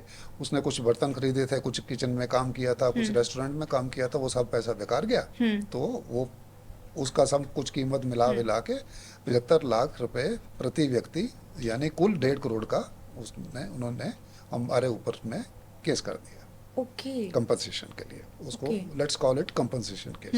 तो एक केस हमने किया, दूसरा केस उन्होंने हमारे ऊपर कर दिया, और उसको उन्होंने खूब एडवर्टाइज किया, मतलब ग्रुप्स में डाल दिया कि ये केस हमने कर दिया। तो मकसद ये था कि बाकी लोगों को डराया जाए। जैसे फिल्मों में होता है। जी, उसमें भी बड़ा एक इंटरेस्टिंग किस्सा हुआ। नेचुरली जब हमारे ऊपर केस हुआ तो हम तो कोई आदी तो है नहीं केसेस के। हमारे ऊपर केस हुआ तो केस के बारे में एक छोटी सी बात, आपकी पत्नी का क्या रिएक्शन था जब आप पे केस हुआ, वो भी इतनी मोटी अमाउंट का?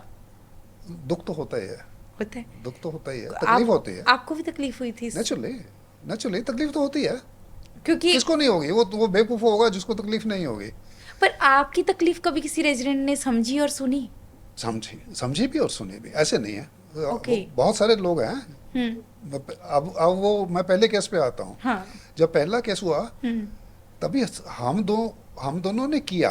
जो पैसा, जो मोटिवेशन और जो वजह थी, वो कम से कम 50 लोग थे, 50 से शायद ज्यादा ही होंगे। ना सिर्फ मेरा पैसा लगा है, ना सिर्फ भाटिया जी का पैसा लगा है। लोगों ने पैसा दिया और वॉलंटरली दिया।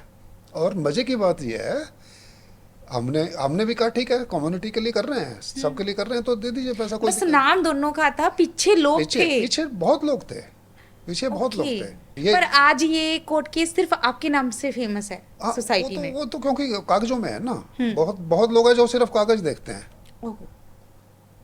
तो वो आज भी क्या आपको जो आप पे जो जुर्माना है, मैं वहीं पर आ रहा था। जो इंटरेस्टिंग बात यह है, जब हमारे ऊपर केस हुआ तो नेचुरली, क्योंकि दोस्त बन गए तब तक सारे, इतने साल इकट्ठे रहे, तो हमने जिक्र किया कि ऐसा उन्होंने एक केस कर दिया। बिना हमारे कहे हुए लोगों ने पैसा इकट्ठा किया, उन्हीं लोगों ने, और हमको पैसा दिए कि आप निश्चिंत रहो, आप ये भी लड़ो, हम पैसा लगाएंगे। आप हमें काम बताओ, आपको वकील चाहिए, कुछ भी चाहिए, आप हमें बताओ, हम लड़ेंगे ये, आप निश्चिंत रहो। तो वो सपोर्ट आज भी है। आज भी सिर्फ मेरा पैसा नहीं लग रहा, मेरा भी लग रहा है, बट सिर्फ मेरा नहीं लग रहा है। आज भी मैं किसी को बोलता हूँ कि मैं बिजी हूँ, जैसे बच्चे बेंगलोर में, तो मैं किसी को बोलता हूँ कि आप क्या जा सकते हो, तो कोई मना नहीं करता है, खुशी खुशी जाते हैं, कोर्ट में सारा दिन लगाते हैं। तो कितने रेजिडेंट आपकी तरफ हैं ऐसे? 50 के पास।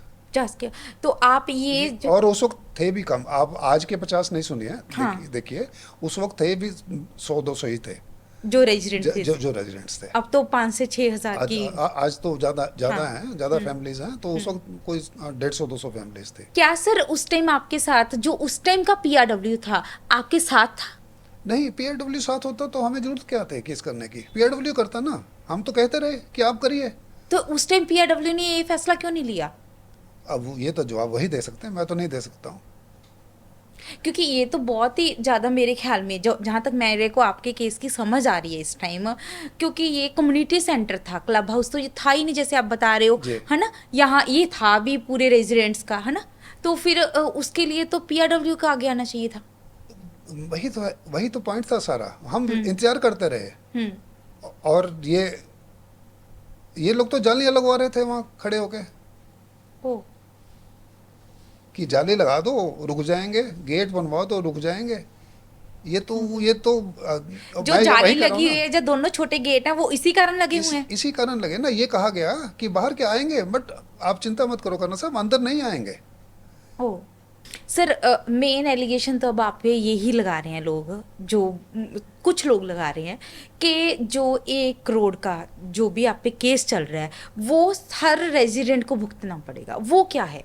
वो हो ही नहीं सकता ना। वो आप जो मेरे ऊपर मेरे से बिल्डर मुआवजा चाहता है, आप कैसे दे सकते हैं? सर क्योंकि पीआरडब्ल्यू ने वो केस अपने ऊपर ले लिया। पीआरडब्ल्यू ने नहीं लिया है, वो पर पीआरडब्ल्यू फिर जो लोगों में ये भ्रांति क्यों फैली हुई है? फैलाई गई है। मुझे पीआरडब्ल्यू ने ये केस नहीं लिया है। ये केस जो कंपनसेशन केस है उसमें पीआरडब्ल्यू ने नहीं लिया। जो ओके। जो केस हमने बिल्डर के ऊपर किया हुआ है, पीआरडब्ल्यू है उसमें पार्टी बन गई है, डिफेंडेंट हो गई है। ओके। इम्प्लीड होना जिसको मैं कह रहा था, हाँ। इम्प्लीड हो गई है उस केस में जो हमने बिल्डर के ऊपर किया हुआ है। पर जो आप पे हुआ है उस पे पीआरडब्ल्यू, उसका कोई कुछ नहीं, कोई लेना देना नहीं है। वो हम दोनों ही लड़ रहे हैं, हम दोनों मतलब हम और हमारे सपोर्टर्स जो हैं, जो ओके, 50 लोगों का मैंने जिक्र किया, वही लोग लड़ रहे हैं। उसमें पीआरडब्ल्यू का कुछ लेना कुछ देना? नहीं है, पीआरडब्ल्यू का एक पैसा भी नहीं जाएगा उसमें। क्या आपके पास ऐसे कोई डॉक्यूमेंट्स हैं जो आप मेरे जब मैं ये रील बनाऊंगी तो शेयर कर सकते हैं? बिल्कुल, मैं आपको जो क्योंकि ये सबसे मेजर सवाल मेरे पास आया था आपके लिए, ईच एंड एवरी रेजिडेंट का, कि जो 1 करोड़ का जुर्माना है वो उसमें आजकल कुछ ब्याज व्याज लग के 4 करोड़ तक जा चुका है, वो रेजिडेंट्स को देना पड़ेगा, हर रेजिडेंट के जुम्मे कुछ अमाउंट आएगा उसका। नहीं, अगर चाहें तो मुझे कोई दिक्कत नहीं है, देना चाहें तो मुझे कोई दिक्कत नहीं है। अगर आप भी 20-50 लाख भगवान ना करे कभी देना पड़े, देना चाहें तो मुझे कोई दिक्कत नहीं है। मगर पीआरडब्ल्यू उसमें पार्टी नहीं है, उस केस में पार्टी नहीं है। आपके पास इसके प्रूफ हैं? प्रूफ है कि वो पार्टी जिसमें है उसमें उसका नाम है। आप खोल लीजिए 148 ऑफ 2018, सिविल सूट 148 ऑफ 2018, आप नेट पर अवेलेबल है, आप खोल लीजिए उसको, उसमें पार्टी है, पीआरडब्ल्यू है। दूसरा खोल लीजिए, कंपनसेशन को केस है, अविनाश कुमार शर्मा करके आप डालिए, या पश्तून करके डालिए, ये बिल्डर का नाम लेके डालिए, तो आप वो केस सामने आ जाएंगे। आप उसमें देख लीजिए कि क्या उसमें पीआरडब्ल्यू पार्टी है या नहीं है। तो उसमें मेरे कहने से तो काफी नहीं है ना। आप देखिए, ऑनलाइन देखिए, अपना इनको मुझे लगता गुप्ता जी है को बताइए, देख कि चेक कर लेंगे। मुझे लगता है कि ये जरूरी है, ये लाइनें आपकी सुननी, लोगों तक पहुंचनी बहुत जरूरी है। अब हम आते हैं जनरल सेक्रेटरी, जी। है ना, आपने जनरल सेक्रेटरी जो कि बहुत बहुत अहम ओहदा माना जाता है, शायद प्रेसिडेंट से भी ऊपर माना जाता है, क्योंकि बहुत बड़ी बड़ी रिस्पॉन्सिबिलिटीज़ होती हैं। प्रेसिडेंट ने सिर्फ अपने आप को पेश करना होता है, पर जो जनरल सेक्रेटरी होता है उसकी रिस्पॉन्सिबिलिटीज़ और दायरे बढ़ जाते हैं। लोग कहते हैं कि जैसे आपने वैसे तो केस का सारा कुछ क्लियर कर ही दिया, पर केस आप क्या आगे से केस करोगे? अगर हम जता देते हैं आपको, क्या आप अकेले फिर किसी ऐसे केस में दौड़ पड़ोगे? नहीं, मैं क्यों दौड़ूंगा, मुझे क्या पड़ी है, क्या क्या वजह है? क्या कोई कुछ ऐसा केस देखिए, कर सकते हो आप? ये जो है ना, ये हर एक का यहाँ पे डिमांड्स कॉन्ट्राडिक्टरी हैं। बुजुर्ग चाहते हैं कि यहाँ पे बिल्कुल शांति रहे। शांति और चुप्पी एक ही बात है। हाँ जी। ठीक है, जो उसको पसंद करता है वो शांति कहता है, हाँ। वो कहता है बहुत शांति है। जो यंग हैं जैसे आप हैं, वो बोलते हैं कि क्या मुर्दनी छाई हुई है। वो उसको चुप ही कहता है, बात एक ही है। हाँ। तो वो कहीं ना कहीं हमको बैलेंस बनाना पड़ता है। मैं भला क्यों केस करने लगा किसी के ऊपर। सर आप एक बोल्ड पर्सनैलिटी मानी जाते हो, जी। जो कि बेझिझक होकर अपने हकों के लिए लड़ते हो, चाहे उसके बाद आपको बहुत कुछ सहना पड़ा हो। क्या जो रेजिडेंट एफडी को लेके, आईएफएमएस को लेकर इतना कुछ सह रहे हैं, उनकी बिल्डर के पास सब कुछ पड़ा है, क्या आप उसके लिए भी आने वाले टाइम में जब आप जनरल सेक्रेटरी बन गए उसके लिए क्या स्टेप्स करोगे? क्या कोई केस भी कर सकते हो? देखिए, बतौर जनरल सेक्रेटरी, जब मैं जनरल सेक्रेटरी बन जाता हूँ तब मैं एज इंडिविजुअल नहीं एक्ट करूँगा।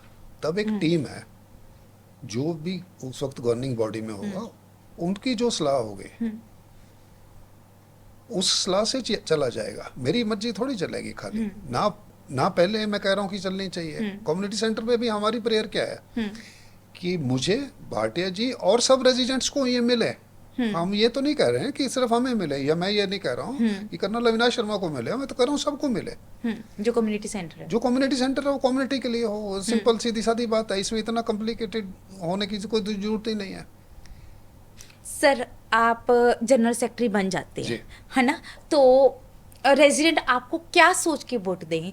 क्या आप उनके लिए कम्युनिटी सेंटर खुलवा दोगे? कुछ ना कुछ ऐसा कर दोगे? कोई ऐसा केस वापस ले लोगे या कर दोगे जिससे कम्युनिटी सेंटर की फैसिलिटीज उनको मिल सकें? बहुत अच्छा सवाल आपने किया। पहली बात, उसके अंदर खड़े हो गए, जैसे मैंने बोला है, लोग ये कहते हैं कि ये बंद है।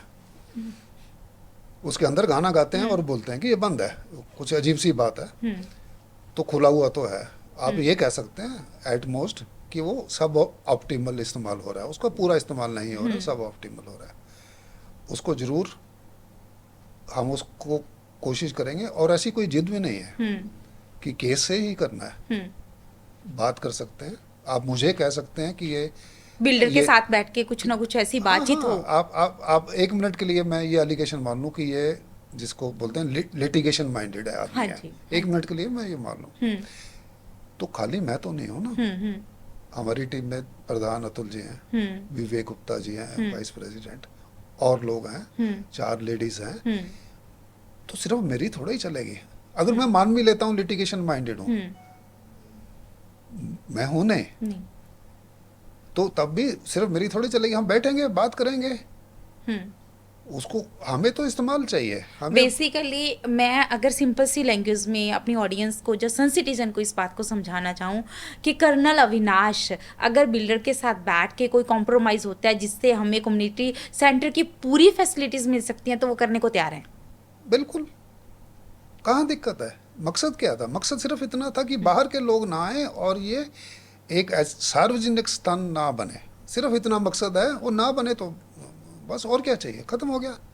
तो केस लड़ने के लिए थोड़े केस लड़ रहे हैं। सर अब बात आती है, केस के ऊपर बहुत बात होगी, आपको बड़ा अदालत में खींचा गया हुई।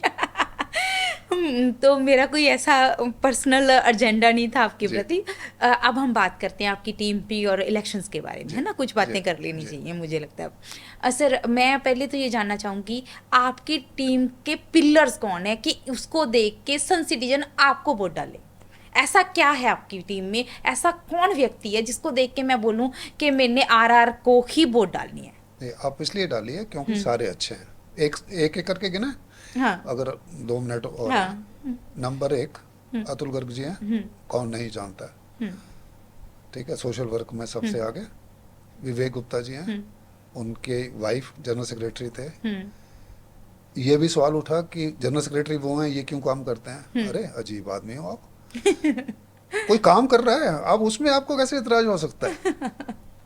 अगर आप मेंबर हैं कहीं पर और विवेक अपना गुप्ता जी भी काम कर रहे हैं, तो ऐतराज होना चाहिए या खुशी होनी चाहिए? तो खुशी होनी चाहिए ना, क्योंकि एक जगह से 2 लोग मिल गए आपको काम बाय करने वन गेट 1 फ्री हो गया ये तो। अब एक, ठीक है।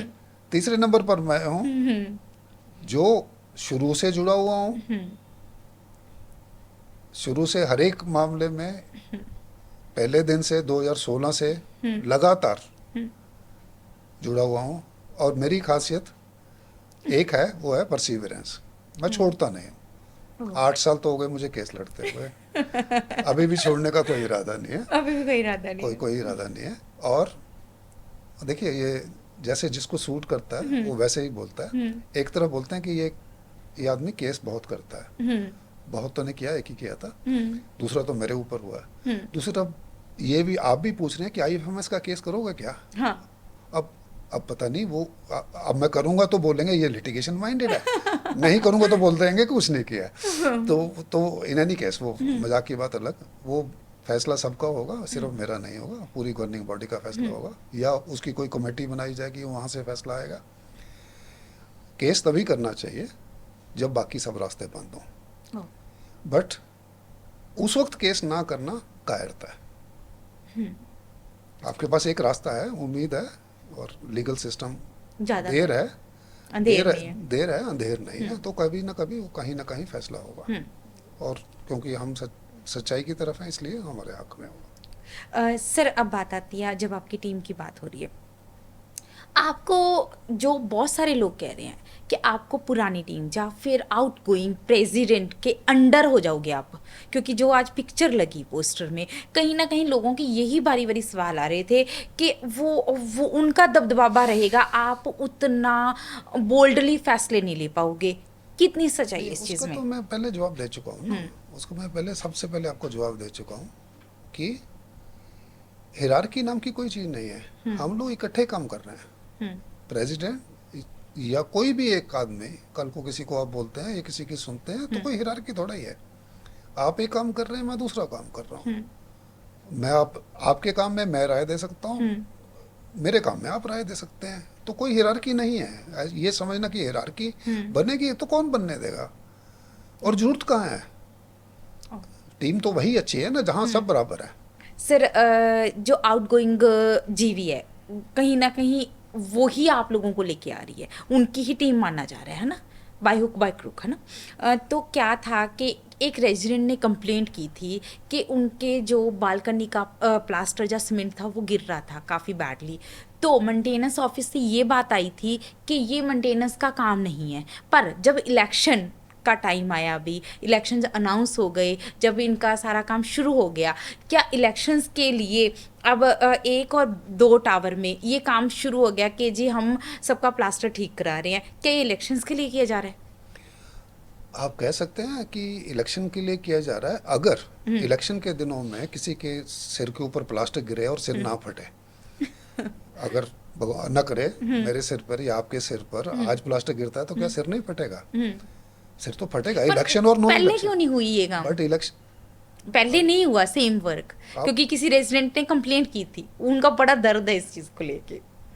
फेयर इनफ, बट जब प्लास्टर गिर रहा है, एक नहीं 2-3 घटनाएं हो चुकी हैं, तो उसको कर देना चाहिए। अब करें तो मुसीबत, ना करें तो मुसीबत। अब ये ऐसा तो ये तो चितमी मरी पटमी मरी, तो वो तो कोई बात नहीं हुई ना। एक चीज़ और, वैसे जी। तो पहले भी हमारी सोसाइटी बहुत सुंदर है, बहुत प्यारी सोसाइटी है, ग्रीनरी का भी बहुत ध्यान रखा जा रहा है। ये भी किसी रेजिडेंट का ही सवाल था। आज सुबह सुबह बहुत सारी सुंदर सुंदर पिक्चर्स आ रही थी। क्या ये इलेक्शंस के कारण हो रहा है कि और भी ग्रीनरी पे काम हो रहा है, जब प्लांट्स को शेप दी जा रही है? एक और बड़ी इंटरेस्टिंग बात कही जा रही है कि हमारे पास टाइम बहुत है। होगा, शायद आपकी घड़ी में 36 घंटे होते होंगे, मेरे यहाँ तो 24 घंटे ही होते हैं। हम तो यहीं रहेंगे, रहिए। आप और जा भी कहाँ सकते हैं? अपना घर है, अपना घर है, आप जा भी कहाँ सकते आपने हैं? पैसे खर्चे घर पे। आपने पैसे खर्चे हैं घर पे, तो ये आपका हक बनता है। ये आपका हक बनता है कि आप यहीं रहिए। हाँ। पर ये कहना कि जो आदमी कुछ बाकी काम कर रहा है वो ये नहीं कर पाएगा, तो उदित जी का बिजनेस बहुत बड़ा है, तो क्या वो ठीक से नहीं कर पाए? डॉक्टर मुकेश जिंदल जो वाइस प्रेसिडेंट थे, उनका इतना बड़ा क्लिनिक है, डायग्नोस्टिक सेंटर है, क्या वो ठीक से काम नहीं कर पाए? विवेक गुप्ता जी इंडस्ट्रियलिस्ट हैं, क्या वो ठीक से काम नहीं कर पाए? या मिसेस गुप्ता हाउसवाइफ हैं, पूरे घर का संभालती हैं, वो ठीक से तो ये कहना गलत है कि सिर्फ टाइम से ही होगा। नियत से होगा, Basically. नियत से होगा और नॉलेज से होगा। और काबिलियत से होगा। वो मैं बात ये है। नहीं कह रहा हूँ कि जिसके पास टाइम है उसके पास काबिलियत नहीं है, बिल्कुल नहीं। हो सकता है दोनों हो, मगर एक चीज़ यहाँ जी पे मेरे दिमाग में आई। मैं आज सुबह सुबह एक वीडियो देख रही थी जिसमें कुछ जो और आपके ओपोजिशन में खड़े हुए हैं, मुझे ये बात बड़ी अटपटी लगी, जहाँ पे उन्होंने बोला कि हमारे पास पैसे भले ही कम हों पर हम डिसिप्लिन ला देंगे। क्या ये कोई आर्मी कैंट है जिसमें आप डिसिप्लिन की बातें कर रहे हो? इसके बारे में आप ती, क्या ती, कहना ती, चाहोगे? तीन चार चीज़ें हैं, हाँ। तीन चार वर्ड हैं हम्म। जो बड़े कन्वीनियंट हैं। हम्म। एक है कंप्रीहेंसिव प्लान, हम्म। हम्म। एक है कोऑर्डिनेशन। हम्म। ये बड़े कन्वीनियंट वर्ड है, आप कहीं पे भी हम्म। फिट कर लीजिए उनके कि will make a comprehensive plan hmm. Where both dog lovers hmm. and dog haters will be happy। But how can it is possible? How ये एक कैन इट तरीका इज? है। अब मैं इंग्लिश छोड़ के पंजाबी हिंदी में आ जाता हूँ। एक ही तरीका है हम्म। कि डॉग पूप भी ना हो, हम्म। स्ट्रे भी हो, हम्म। पेट्स भी हो, हम्म। और डॉग पूप भी ना हो। हम्म। और ऐसा भी नहीं कि लोगों के ऊपर जुर्माना करेंगे, ऐसा भी नहीं बोला गया। हाँ। तो एक ही तरीका है हम्म। कि सबको कब्ज की गोली खिला दो। जो मेरी समझ में आता है। अब आप उसको कंप्रीहेंसिव प्लान में छुपाने चाहते हैं तो आपकी इच्छा है, मुझे मुझे कोई दिक्कत नहीं है। मुझे यहाँ एक चीज़ और जाननी है। डिसिप्लिन और सोसाइटी, ये चीज़ मुझे समझ नहीं आती। सोसाइटी हमारा घर है, हम ऑलरेडी बहुत डिसिप्लिन्ड है। मुझे लगता है सन सिटी में ऐसा कुछ हो भी नहीं रहा कि जो अनडिसिप्लिन्ड हो। ऐसा तो कुछ नहीं हो रहा, चाहे इलेक्शंस की बात करें चाहे बिना इलेक्शंस की बात करें, ऐसा कुछ नहीं हो रहा मेरी नज़र में at the end of the day, कि ऐसा कुछ नहीं हो रहा। फिर ये डिसिप्लिन है क्या? डिसिप्लिन क्या है? डिसिप्लिन यही है कि आप का हक मैं ना मारूं, मेरा हक आप ना मारें, बस हो गया, इतना ही है। मैं आपकी पार्किंग में गाड़ी ना खड़ी करूं, आप मेरी पार्किंग में ना खड़ी करें, तो वो कानून की जरूरत कहाँ पड़ेगी? कानून की जरूरत तभी पड़ेगी जब मैं कोशिश करूं कि दबंगई करके, या आप कोशिश करेंगे दबंगई करके मेरी पार्किंग में खड़े, तब जरूरत पड़ेगी। अब हम थोड़े से मैटर सोसाइटी के और आपके इलेक्शंस के मुद्दों के ऊपर ले लेते हैं। इलेक्शन के मुद्दों के ऊपर आज 5A या B में कुछ रेजिडेंट्स ने कुछ डायलॉग्स डाले थे कि उनको STP है ना, जहाँ से बहुत ज़्यादा स्मेल आती है, बहुत सारे रेजिडेंट वहाँ के बहुत तंग हैं। तो कहा गया, एक रेजिडेंट ने मुझे इस पर मैसेज भेजा कि मैम आप ये सवाल ज़रूर पूछना कि जब भी कोई सुजेशन या फिर कोई प्रॉब्लम बताता है ग्रुप में, तो जो आपकी पार्टी है वो उसके पीछे बढ़ जाती है बहुत बैडली। तो वो क्यों होता है कि आप जी दूसरी पार्टी के लिए कर रहे हो इसलिए, जबकि वो एक सुजेशन थी। ऐसा लगना नहीं चाहिए था, ऐसा इंप्रेशन जाना नहीं चाहिए। मैं बिल्कुल मानता हूँ कि वो उसकी कोई वजह नहीं है, कुछ होना नहीं चाहिए। देखिए, व्यक्ति नहीं, मुद्दे के ऊपर रहना चाहिए। हाँ, ये बात बिल्कुल सही। Our mind plays a trick. आप कभी ध्यान से देखिएगा, जब मुद्दे की बात हो रही होगी तो व्यक्ति को बीच में दिमाग ले आएगा, तो उसको रहना नहीं चाहिए। जब हम STP की बात कर रहे हैं ना, वहाँ से बहुत स्मेल आती है, जो हम भी गुजरते हैं, आप भी गुजरते होगे, आपको भी लगता होगा कि काफ़ी स्मेल है। क्या उसके बारे में आपकी आने वाली जीवी कुछ करेगी, कुछ खास? बिल्कुल करेगी, और किया भी है। जो 5A में रहते हैं उनको मालूम है कि वहाँ से एक कॉन्टिन्यूस साउंड आती थी, टक टक टक टक टक टक करके। ओके। उसको संभाला गया, आज वो शिकायत नहीं है। तो अब हम बात करते हैं आगे लिफ्ट्स के बारे में। सर, जैसे कि आप तो बहुत पुराने रेजिडेंट हो ना, बहुत अच्छे से जानते हो, लिफ्ट्स बुढ़ी हो गई हैं, पुरानी हो चुकी हैं, ये आज नहीं तो कल कोई ना कोई लिफ्ट में प्रॉब्लम आएंगी है ना आने वाले टाइम में। तो उसके लिए आप क्या नीति लेके आ रहे हो? सी, लिफ्ट का जो पहली बात, लिफ्ट से घबराने वाली चीज़ नहीं है, उसमें बहुत सेफ्टी सिस्टम्स होते हैं, बहुत सारे सेफ्टी सिस्टम्स होते हैं, घबराने की चीज़ नहीं है। हाँ, एक्सीडेंट होते हैं, जैसे अहमदाबाद में हुआ, एयरक्राफ्ट में हजारों रिडंडेंसीज, हजारों सिस्टम होते हैं, एक्सीडेंट होते हैं। तो एक्सीडेंट को मैं ये नहीं कह रहा हूँ, भगवान ना करे कभी हो, भगवान ना करे हमारी सोसाइटी में या किसी के भी यहाँ हो, बट उसमें घबराने की कोई नहीं है। जो हम बार बार देखते रहते हैं, फ्री फॉल होगी, फ्री फॉल होगी, अगर फ्री फॉल होगी तो वो रुकती नहीं है। हाँ, वो नीचे सीधा वो सीधा नीचे जाएगी, भगवान ना करे कभी हो। तो ऐसा नहीं है कि फ्री फॉल हुई 8वीं मंजिल से तीसरी पे रुकी, वो फ्री फॉल नहीं होता, वो कुछ और है जिसको आपको लगा कि फ्री फॉल है, हाँ घबराहट जी में। सर। दूसरा, जब आदमी एक फंस गया है तो सबसे पहले कम्युनिकेशन की जरूरत होती है। मोबाइल लिफ्ट के अंदर चलते नहीं है, इसलिए उसमें वो सिस्टम लगाया गया कि कम से गार्ड तक फ़ोन चला जाए। वो सिस्टम इसीलिए लगाया गया, और वो सिस्टम का पूरा जो कोई नहीं मान रहा था कि ये सिस्टम लग सकता है, हमने उसको एक लिफ्ट में, फिर दूसरी में, तीसरी में करके लगाया गया। तो वो सिस्टम की वजह से अभी हो गया। अब आ गई रिप्लेसमेंट की बात। हाँ जी। जैसे जैसे सोसाइटी पुरानी होती है, आप देखेंगे कि कोई भी एक सोसाइटी पहले 5 साल चमकती है, हाँ जी। अगले 10 साल चलती है, 15वें साल उसकी हालत खराब हो जाती है। हाँ जी। पहला 5 साल 2016 में पहला ओसी आया था, पहले 5 साल 2021 में ख़त्म हो गए। बिल्डर जब तक था उसके पास सारी गारंटीज थी, सारी रिपेयर शायद फ्री होती होगी, सब कुछ था, उसके पास IFMS था, उसमें से उसने खर्चा किया, उसके पास सब कुछ था। जब वो बिल्कुल ख़त्म हो गया, खाली हो गया, तो उसने बोला, आप यकीन कर सकते हैं कि 31 मार्च को उसने बोला कि 1 अप्रैल से मेंटेनेंस आप करोगे। 31 मार्च का लेटर है मैम, उसने बोला कि 1 अप्रैल से आप मेंटेनेंस करोगे, मैं जा रहा हूँ। अचानक से बोल दिया गया, ऐसा क्यों? ऐसा क्यों, तो वो जवाब देगा ना। क्योंकि शायद 1 अप्रैल से नए खर्चे शुरू होने वाले थे, अगर मैं सोच समझ पा रही हूँ। और देखिए फाइनेंशियल ईयर वहां से स्टार्ट होता है। नहीं, फाइनेंशियल देखिए ना, 2040 में, सॉरी 2019 में लास्ट रिवाइज हुए थे, ₹2.40 प्लस GST, ₹2.82 बनते हैं शायद, 2.40 प्लस 18% GST जो हमें बिल्डर को देते थे, 2.82 बनते हैं। हर एक 6 महीने हमारी जो यहाँ पे सबसे बड़ी कॉस्ट है वो है मैन पावर की, सबसे बड़ी कॉस्ट है, उसमें भी सबसे बड़ी कॉस्ट सिक्योरिटी की है। कई ये हाल से जो इलेक्शन लड़ रहे हैं, कई ये कह रहे हैं कि हम खर्चा कम कर देंगे। कैसे कम कर देंगे? आप क्या गार्ड हटाएंगे? ऐसा कोई नहीं कह रहा कि मैं गार्ड 2 का एक कर दूंगा, ये कोई नहीं कह रहा है।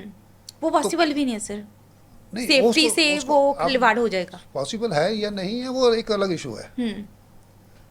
आप कहिए तो सही कि मैं 2 का 1 कर दूंगा, उसका जवाब मैं देती हूँ। मगर लोग कहते हैं कि हम थर्ड पार्टी मेंटेनेंस कम कर देंगे, हम अपने लोग ले आएंगे। आप उस पर नहीं, ये नहीं कहते हैं। आप ध्यान से सुनिएगा, आप उनका ध्यान से सुनिए, आप पूछिए उनको, बुलाइए यहाँ पे, उनको पूछिए कि क्या आप, आज बात हो रही थी अबांते की या कहीं की, अबांते की इतना पैसा दे दिया। हाँ जी, बड़ा इंटरेस्टिंग है, आप ध्यान से उसको देखेंगे तो बड़ा इंटरेस्टिंग है।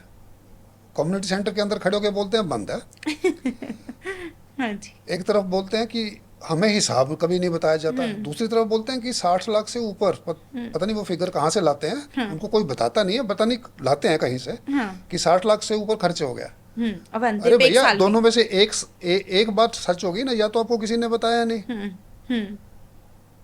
किसी ने बताया आपको तभी आप 60 लाख कह रहे हैं, और गलत सही मैं उस बहस में नहीं पढ़ रहा हूँ। तो अजीब सा सिस्टम। अच्छा, ये भी नहीं कहते कि हम नहीं रखेंगे, जैसे अबांते जैसी कंपनियों को फैसिलिटी मैनेजमेंट कंपनी बोलते हैं, FMC जनरल का।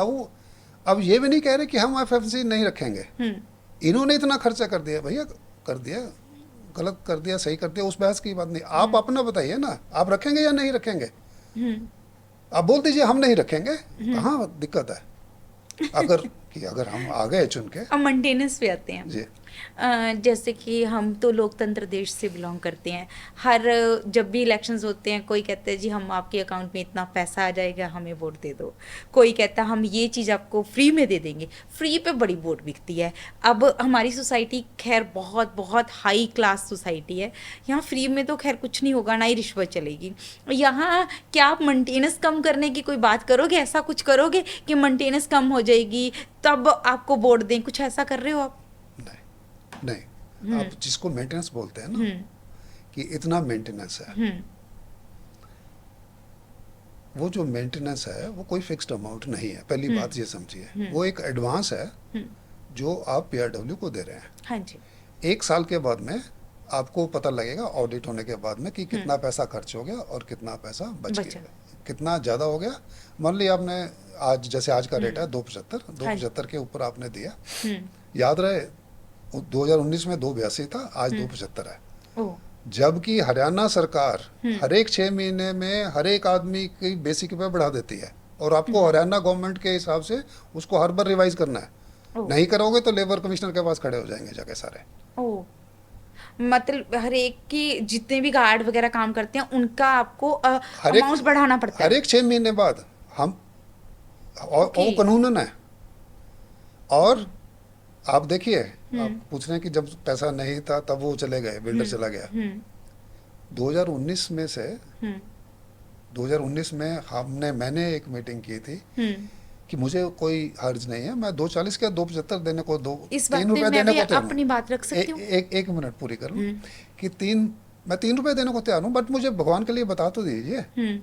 कि आप कहाँ खर्च हो रहा है। हम्म। आज आप पूछिए, कल जाइए ऑफिस में पूछिए, आपको सब क्लियर हो जाएगा कहाँ जा रहा है पैसा। सर आप बाकी दो पार्टियों से क्यों अलग हो? आपको ही रेजिडेंट वोट क्यों दे? क्योंकि एक तो हमारी एक कॉन्टिन्यूटी है, नॉलेज की कॉन्टिन्यूटी है, वर्क की कॉन्टिन्यूटी है। वो उस कॉन्टिन्यूटी की वजह से हमारे लिए काम करना आसान है। जहाँ से हम लेकर आए हैं 2023 से आज तक, दूसरा कोई आएगा तो सबसे पहले शायद ब्लेम करना शुरू करेगा। आज भी जो बाकी हैं वो ये नहीं कह रहे कि वो क्या करेंगे, वो ये कह रहे हैं कि इनके काम में क्या नुक्स था। वो तो आप गलती तो पीछे किसी की भी निकाल लीजिए। हाँ जी। और सबसे खतरनाक आदमी वो होता है जिसकी कोई गलती ना हो। ये बात बिल्कुल सही है। उसकी कोई, अब किसकी गलती नहीं हो सकती है वो तो आप जानते हैं कि जो काम नहीं करेगा तो उसकी गलती नहीं होगी। तो वो सबसे खतरनाक आदमी है। हाँ। जो कभी ये बोलता कि ये उसकी गलती है, ये उसकी गलती, ये उसकी गलती है। मैं तो ये चाहता हूँ कि भगवान करे वो आगे भी गलती ना करें, हम ही गलती करते रहे। बहुत मजेदार बात बोल दी। बेसिकली आप ही जीवी बन के आना चाहते हो। वो तो आप सबके ऊपर है। दूसरी बात सर, एक हमारी सन सिटी में सिर्फ एक ऐसा इंसिडेंट हुआ था जो बिल्कुल भुलाया नहीं जा सकता, फायर इंसिडेंट, है ना। मैं उसके ऊपर बिल्कुल चर्चा नहीं करूँगी आज। शायद वो मैं उस इंसिडेंट से सबसे ज़्यादा हर्ट हुई हूँ। ये आपको ही पता है, सारे रेजिडेंट्स को ही पता है। मुझे बहुत दिन तक काउंसलिंग तक लेनी पड़ी थी, काउंसलर्स के पास जाना पड़ा, मेडिसिन तक लेनी पड़ी। वो मेरे लिए बहुत बहुत मतलब मेरे को लगता है दर्दनाक इंसिडेंट था मेरी लाइफ का वो। मैं बस इतना ज़रूर जानना चाहती हूँ, आपकी आने वाली जीवी क्या फायर के लिए कुछ कर रही है? बिल्कुल कर रहे हैं। नॉट ओनली आने वाली, पर जो प्रेजेंट जीवी है वो भी कर रहे हैं। देखिए, इसमें ये सब टेक्निकल डिटेल्स है। जो पुरानी पाइपें हैं, जो पाइपें हैं लगी हुई, MS पाइप्स होती हैं, माइल्ड स्टील पाइप्स होती हैं, वो उसमें से काफ़ी सारी रस्ट हो गई हैं। उन पाइप्स को रिप्लेस करने की ज़रूरत है। जैसे मैंने पहले, इट्स मतलब ह्यूज अमाउंट की पाइप्स हैं ये बड़ा एक्सपेंडिचर है। इस वक्त क्या किया जा रहा है, इस वक्त ट्रायल के ऊपर में कुछ पाइपें रिप्लेस की जा रही हैं। ओके। उस पे भी एक एलिगेशन आता है कि वो 1A और 2B या 1A 2B की जा रही हैं। नहीं, ऐसा नहीं हो सकता है, ऐसा हो ही नहीं सकता है। ये वही बात है कि आप मेरा कंपनसेशन के केस में आप कंपनसेशन दे सकते हैं, वो हो, या PIW दे सकता है, वो हो ही नहीं सकता है। क्योंकि एक सिरे से शुरू करना है, एक सिरे से शुरू करके उसको फिर ब्लॉक करना है, उसकी इफेक्टिवनेस देखनी है। इसीलिए उसको मैं ट्रायल कर रहा हूँ। ओके। वो एक वाल्व है, I think parking number A132 में या C132 में, वहाँ पे उसको बंद किया जाएगा, ऊपर के सारे वाल्व बंद किए जाएंगे, प्रेशर देखा जाएगा। ओके। देखिए, जो इंसिडेंट हुआ है दुखद था, बहुत दुखद था। वो मुझे लगता है सब रेजिडेंट्स के लिए वो था। बहुत दुखद था। उसमें दो हिस्से हैं उसके, एक नाकामयाबी, एक कामयाबी। हाँ, वो कहीं ना कहीं उस दिन ना तो सायरन पर। सर आप पुरानी जीवी की बहुत फेवरिज्म की बात कर रहे हो। मैं बात पूरी कर लेता हूँ। दो चीजें थे उसमें, नाकामयाबी और कामयाबी। नाकामयाबी सामने आ गई कि आग लगी तो उसी वक्त बुझनी चाहिए थी। हाँ, अलार्म तक भी नहीं बजा बाई वो चांस उस दिन। नाकामयाबी थी, अलार्म भी नहीं बजा, वो नाकामयाबी थी। अब कामयाबी क्या थी, ये बहुत रेयर हुआ है। आप स्टडी करिए, जितनी भी बिल्डिंग्स है, क्योंकि आग वर्टिकली फैलती है, ये बहुत रेयर हुआ कि एक फ्लैट में आग लगी और बुरी तरह लगी, हाँ, पर बट ऊपर वो वहीं पर कंटेन हो गई ये बात मैं मानती हूँ, और किसी का नुकसान, जानी नुकसान नहीं हुआ और एटलीस्ट। जानी नुकसान नहीं हुआ। ये वो थैंक गॉड, वो इसके वो लिए। आपको ये दोनों बातें मैं मानने को तैयार हूँ। मैं ये मानने को तैयार हूँ वो नाकामयाबी थी। दूसरा, बट ये भी समझना है कि कामयाबी थी कि वो वहीं पर वही कंटेन हो गई। कंट्रोल होगी। हाँ, इस बात को मैं बिल्कुल जायज़ मानती हूँ आपकी, है ना। जी। पर मेरे को एक चीज़ और जाननी है सर, भगवान ना करे अब भी कभी हमारी सोसाइटी में कहीं भी आग लगती है ना, जो फायर अलार्म है या फिर स्प्रिंकल्स हैं, क्या वो अब काम करेंगे आने वाली जीवी? कुछ इसके ऊपर बहुत ज़रूरी काम करना चाहिए, मुझे बिल्कुल लगता है। करेंगे। जो फर्स्ट रिस्पांस होता है हाँ वो जी। स्प्रिंकलर्स का होता है। इसीलिए एकदम ये किया गया कि सारे स्प्रिंकलर्स चेक किए गए। अगर आपको याद होगा, हाँ, सारे हर एक check टावर में टावर हेड को ये कहा गया कि आप कोई भी फ्लोर देखिए, और कुछ लोगों ने इतने अच्छे से उसको चेक करवाया कि जहाँ पे उनको लगता था कि ये नहीं चलेगा उसी को चेक करवाया, हाँ। तो वो किया गया। फर्स्ट रिस्पांस ठीक हुआ है। मैं ये कहूँ कि आज पूरी तरह ठीक हो गया, नहीं, उसमें बहुत सारा और काम करने की ज़रूरत है, मगर ये है कि हम पहले से काफ़ी बेहतर हैं। अब आते हैं सर, जब भी कोई सरकार आती है ना, जब भी कोई इलेक्शंस होते हैं, तो पहले 90 दिन 90 डेज बहुत इंपॉर्टेंट होते हैं। आप अपने पहले 90 डेज में ऐसा क्या करके दिखा दोगे जो बाकी कोई नहीं कर पाएगा? देखिए, कुछ चीज़ें ऐसी हैं जो बोरिंग है बट इम्पोर्टेंट है। जैसे आपके घर में बिजली आ रही है, पानी आ रहा है, उसका कभी आपको ख्याल भी नहीं आता होगा कि इसके पीछे कितनी मेहनत है और कॉन्टिन्यूस मेहनत है। आपको आज ही मैं बता रहा हूँ कि सुबह 4 बजे एक आदमी चढ़ता है, सारे टैंक्स में देखता कि पानी भरा हुआ है कि नहीं है, ओह। गर्मी हो सर्दी हो, ओ, ड्यूटी होती है उसकी। उसकी ड्यूटी होती है। और जिस दिन किसी 5 में 1-2 बार हुआ है, जिस दिन नहीं है तो उसको टांग दिया जाता है। मतलब इतनी क्लास लगती है। इतनी क्लास लगती है, नॉट उनकी अबांते के हेडक्वार्टर तक। आप ओह। अबांते की बात कर रहे हैं सब लोग, तो मैं बता देता हूँ, उनको 2 लाख रुपए पर मंथ जो उनकी कंसल्टेंसी है उसके ऊपर रखा गया था। ओके। उनके फिर हमने उनको इतना टाइट किया कि बहुत बार उनकी डिडक्शन हमने 50,000 रुपए की कर ली। ओके। 25% डिडक्शन मायने रखती है। 2 लाख में से 50,000 रुपया उसका डिडक्शन इतनी बार की कि वो बेचारे हाथ जोड़ के कहने लगे कि आप हमारी फीस ही 1.5 लाख कर दो। हाँ। आप हम जीएसटी तो भरते हैं 2 लाख की, पैसा आप देते हो बाद में 1.5 लाख, तो अभी उसके बाद में उनको 1.5 लाख ही दिया जा रहा है। ओके, मतलब कम कर दिया गया बेसिकली। उसका कम कर दिया गया है। और वो कंसल्टेंसी जो ये झूठ फैलाया जा रहा है कि 1.5 लाख और कि 60 लाख है, फलाना है, नहीं है। और सर, आने वाली जो आपकी जीवी है, क्या वो पुरानी जीवी की तरह जो कंप्लेंट्स हैं लोगों के दिल तक कि पार्शलिटियाँ बहुत करती थी, क्या आप आने वाले टाइम में भी ऐसी पार्शलिटियों में पड़े रहोगे? नहीं, पार्शलिटी तो बिल्कुल होनी नहीं चाहिए। अगर हुई है तो गलत हुआ है। उस बात को अगर हुई है तो गलत हुआ है, और मुझे नहीं लगता कि बहुत सारी हुई हैं। एक आध कोई हुई होगी तो। पर आपको लगता है कि वो गलती आप रिपीट करोगे? बिल्कुल नहीं। अगर गलती है तो बाय डेफिनेशन वो रिपीट नहीं होनी चाहिए। तो उसको अब पार्शियलिटी नहीं होगी। पार्शलिटी नहीं होगी, पक्का नहीं होगी, बिल्कुल। तभी लोग आपको वोट डालेंगे। बिल्कुल पार्शियलिटी नहीं होगी। आपने और कैमरा खास पे बोला है। करके और खास करके जैसे जो आदमी साइलेंट है, सबसे ज्यादा हमारा कर्तव्य है कि उसका ख्याल रखें। जो सुबह अपने काम पर चला जाता है, रात को आता है, किसी पॉलिटिक्स में किसी मामले में उसको नहीं है, उसको अब उसकी पार्किंग में कोई गाड़ी खड़ी करते तो मुझे पता कितना कष्ट है कि रात को 10 बजे आदमी आया है, थका हारा, पता लगा कि उसकी पार्किंग है, तो ऐसा नहीं होने देंगे। सर अब पार्किंग की थोड़ी सी बात कर लेते हैं इसके ऊपर। सर पार्किंग का मुद्दा बहुत बड़ा मुद्दा है हमारी सोसाइटी में, क्योंकि बहुत बड़ी सोसाइटी है, लोगों के घरों में 3-3 4-4 गाड़ियाँ हैं, है ना। तो आपने 150 पार्किंग अलॉट की थी, जो कि कहा गया था कि ये बेची जाएंगी। क्या वो बेची गई? क्या उसके लिए कुछ एजीएम में रखा गया कि उसके लिए लोगों को पारदर्शिता दिखाई गई? देखिए, पहली बात, जो पार्किंग्स का जो असली मसला है, जो क्रक्स है, क्रक्स हाँ कहाँ जी। पर है? मेरे पास पार्किंग अगर एक है तो ये मेरी ड्यूटी है कि मैं दूसरी गाड़ी अंदर लाने की कोशिश ना करूं। ये मेरी मेरी ड्यूटी है, क्योंकि मुझे पता है मेरे पास दूसरी जगह नहीं है।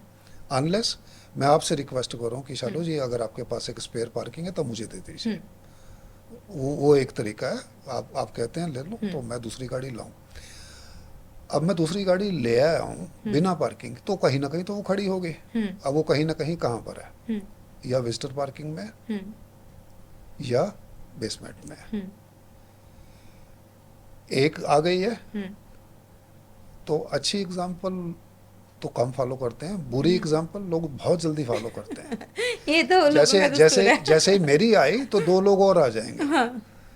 उसका जो सबसे अच्छा एग्जाम्पल है वो व्हाट्सएप ग्रुप में है। एक दिन मैंने किसी को लिख दिया कि आप इस ग्रुप में ये मत पोस्ट करो, हाँ। तो उसका वापस जवाब आता कि उसने भी लिखा था, तब तो आप कुछ नहीं बोले। तो ये बुरा एग्जाम्पल बहुत जल्दी फॉलो होता है। तो इसलिए बेस्ट यही है कि हम नहीं करें। अच्छा, इम्प्रूवमेंट हम सब भूल जाते हैं, जो इम्प्रूवमेंट होती है।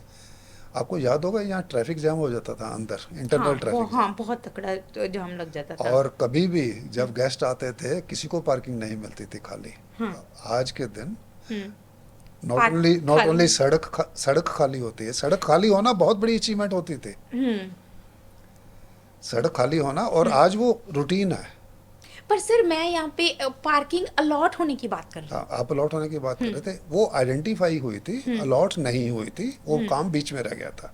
ओके, अभी अलॉट नहीं हुई है? अलॉट नहीं हुई है, किसी को अलॉट नहीं हुई है। क्या आप ये पारदर्शिता से करोगे? बिल्कुल पारदर्शिता से होगी। क्योंकि ये तो बहुत ह्यूज अमाउंट हो जाएगा। अगर मैं थोड़ा सा हिसाब किताब लगाऊं तो जो लास्ट पार्किंग की थी मेरे ख्याल में तकरीबन 10 लाख। बेचा नहीं जाएगा। हमारा पार्किंग को बेचने का कोई इरादा नहीं है। अलॉट मतलब आप उसको पे खड़ी कर सकते हैं रेंट बेसिस, रेंट के ऊपर। बेचने का कोई मकसद नहीं है। और वो रेंट भी सिर्फ इतना होगा कि मॉनिटर किया जा सके। ओके। इसी यहाँ पे कोई भी पैसा बनाने के लिए नहीं है। पर सर अगर आप वो, मैं वैसे जनरली बात कहना चाहती हूँ, अगर 150 पार्किंग हमारे पास पड़ी है, अगर उसको बेची जाए, है ना। लास्ट पार्किंग थी जो आई थिंक 10 लाख की बिकी थी, नियर अबाउट, है ना। 10 लाख मल्टीप्लाई 150, बहुत बड़ा ह्यूज अमाउंट हो गया। उससे हम बहुत सारा काम कर सकते हैं सोसाइटी का। पीआरडब्ल्यू को प्रॉपर्टी बेचने का कोई हक नहीं है, आप समझिए ये बात। ओके, ये बेच ही नहीं सकते। बेचने का कोई पर हक रेंट नहीं। पे दे सकते हैं। रेंट पे आप, वो तो इंटरनल अरेंजमेंट है ना, आप रेंट पे देके कुछ फंड्स जनरेट कर सकते हो। ओके। जी, एक तरफ ये बात है कि पार्किंग कम है, गाड़ी ज्यादा है। हाँ मैं जी। ये कह रहा हूँ, खुद कह रहा हूँ। हाँ। दूसरी बात ये भी है कि गाड़ी की अब जरूरत है। अगर आप दोनों काम करते हैं तो 2 गाड़ियां चाहिए ही चाहिए। ठीक है, बच्चा बड़ा हो गया तो उसको गाड़ी चाहिए। हाँ। अब वो 3 गाड़ी तो मजबूरी हो गई एक किस्म से, या जरूरत होगी, क्योंकि बस सर्विस अच्छी नहीं है एक तरफ से, वो जरूरत हो गई। अब उस जरूरत की वजह से क्या हो रहा है कि गाड़ियां दोनों एंगल आपको देखने पड़ेंगे। तो कोऑपरेट करके चलेंगे तो सोल्यूशन है, झगड़ के चलेंगे तो सोल्यूशन नहीं है। मैं आपको, जब जितने भी पार्किंग है, जब जितना मर्जी रश हो, आप बेसमेंट में जाइए, आप देखेंगे कि कुछ पार्किंग खाली खड़ी हुई है। सर मैं बहुत इम्प्रेस हो गई हूँ आज आपसे। मुझे जैसे लोगों ने बोला था कि आप मुझे अपनी बातों में उलझा लोगे, आपने उलझा लिया सर, आप जीत गए। तो मुझे नहीं पता, आपका चेहरा ना मैं जब से देख रही हूँ मुझे लगता है कि अक्षय कुमार जैसा ही है। तभी आप अक्षय कुमार के डायलॉग्स बोलते हो। और अब बात आते हैं जीत और हार के ऊपर, है ना। ये तो पक्का है सर, कोई ना कोई पार्टी जीतेगी या कोई कैंडिडेट जीतेगा, कोई हारेगा। पहले मैं एक चीज़ सिर्फ इंडिविजुअली आपसे जानना चाहती हूँ। सपोज करो आपकी पार्टी या आपके जो पूरे मेंबर्स हैं उसमें से आप जीत जाते हो, है ना, बाकी किसी और पार्टी में एडजस्ट होना पड़ेगा, है ना आपको। तो वो आप कैसे काम करने का तरीका कैसा रहेगा उस टाइम आपको? मिलके, एक ही तरीका, काम तो टीम में ही होगा ना, काम तो टीम से होगा, अकेला कोई भी कुछ नहीं कर सकता है।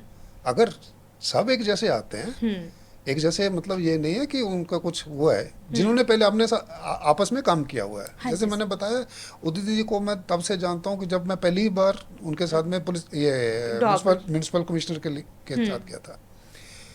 तो ऐसे अगर वैसे लोग आ जाएंगे तो आसान हो जाएगा कंपैरेटिवली, नहीं तो कौन सा कोई पाकिस्तानी थोड़ा ही आ रहा है जीत के, अपने ही लोग हैं। हाँ। मान लीजिए कोई भी आता है, हम्म। कोई भी आता है तो कोई दिक्कत नहीं है। और मैं आपको एक चीज इंटरेस्टिंग और बताता हूँ, हाँ जी सर। सफलता और जीत में फर्क है। हाँ, ये मैं इसी बात पे आ रही थी। सफलता और जीत में क्या फर्क है? मैं शायद वो पहला आदमी था जो इस जिद पर अड़ा हुआ था कि यहाँ से बिल्डर निकले और हम सब का, उसको मैं स्वराज बोलता हूँ, कि स्वराज हो। जिस दिन इलेक्शन हो गए या आज इतने लोग खड़े हो गए, तो मैं तो सफल हो चुका हूँ। आज इतने लोग इलेक्शन लड़ रहे हैं तो मुझे सबसे ज्यादा खुशी मुझे है। बेसिकली रियल PRW लेके आने वाले आप थे, जो कि आपको ड्राफ्ट पेन या फिर आपको कोर्ट केस में ही उलझा दिया गया। मैं ये बोल सकती हूँ इस टाइम? आप उसको, मैं अकेला क्रेडिट नहीं ले सकता हूँ। मुझे ये कहा गया, बार बार कहा गया कि आप, हमने एग्जाम्पल दिए गए कि मैं फलानी सोसाइटी में रहता था, वहाँ बिल्डर से एसोसिएशन के पास आ गई, सत्यानाश हो गया। मैं ये मानता हूँ कि हम वर्थ हैं फ्रीडम के। हाँ, मैं मानती हूँ। हम वर्थ हैं फ्रीडम के। जब फ्रीडम मिलेगी हम जिम्मेवारी से काम करेंगे। आज एक चीज इस पॉडकास्ट के थ्रू मैं भी आपको बताना चाहती हूँ, मैं सुधीर चौधरी की बहुत बिगेस्ट फैन हूँ। मुझे वो पर्सन बहुत पसंद है।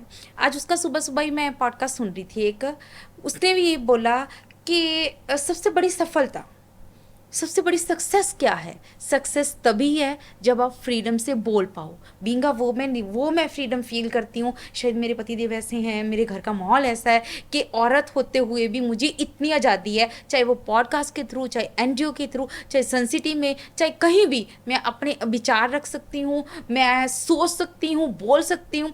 मेरे पे उसका कोई, मेरे को बॉन्ड नहीं है, मुझे कोई सोचने की ज़रूरत नहीं है, ये सोचने की ज़रूरत नहीं है कि मैं घर जाऊँगी तो इसका क्या रिजल्ट मिलेगा।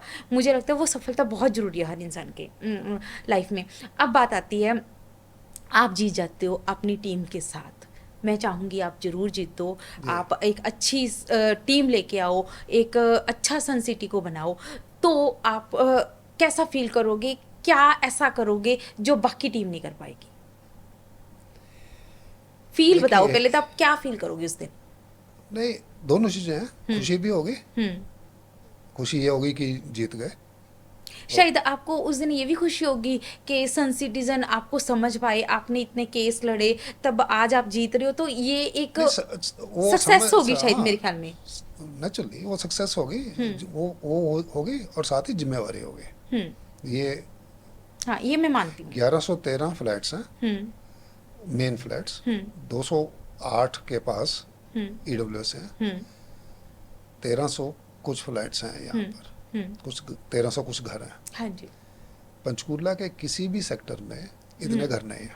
ओह, कभी आपने सोचा नहीं होगा इस तरह से? नहीं, मैंने सोचा कई बार कि इतने घर नहीं है। और वहाँ पर कोई एग्जीक्यूटिव इंजीनियर होगा, कोई सब डिविजनल इंजीनियर होगा, किसी की जिम्मेवारी, यहाँ कोई नहीं है।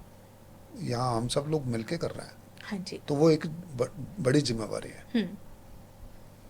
और उसमें जो, फिर मैं बोलता हूँ, बोरिंग बट इम्पोर्टेंट, वो बहुत बड़ा हिस्सा है। सारा साल पानी आता रहेगा, आप PRW को एक दिन थैंक यू नहीं बोलेंगे, 2 घंटे के लिए सुबह बंद होगा। सर, ये ना बातें मुझे भी चुभती हैं। आपने देखा होगा, मैंने ऐसे कभी मैसेज नहीं डालना, ना राकेश जी ऐसा कभी मैसेज डालते हैं, मेरे घर से ऐसा कभी मैसेज नहीं जाता।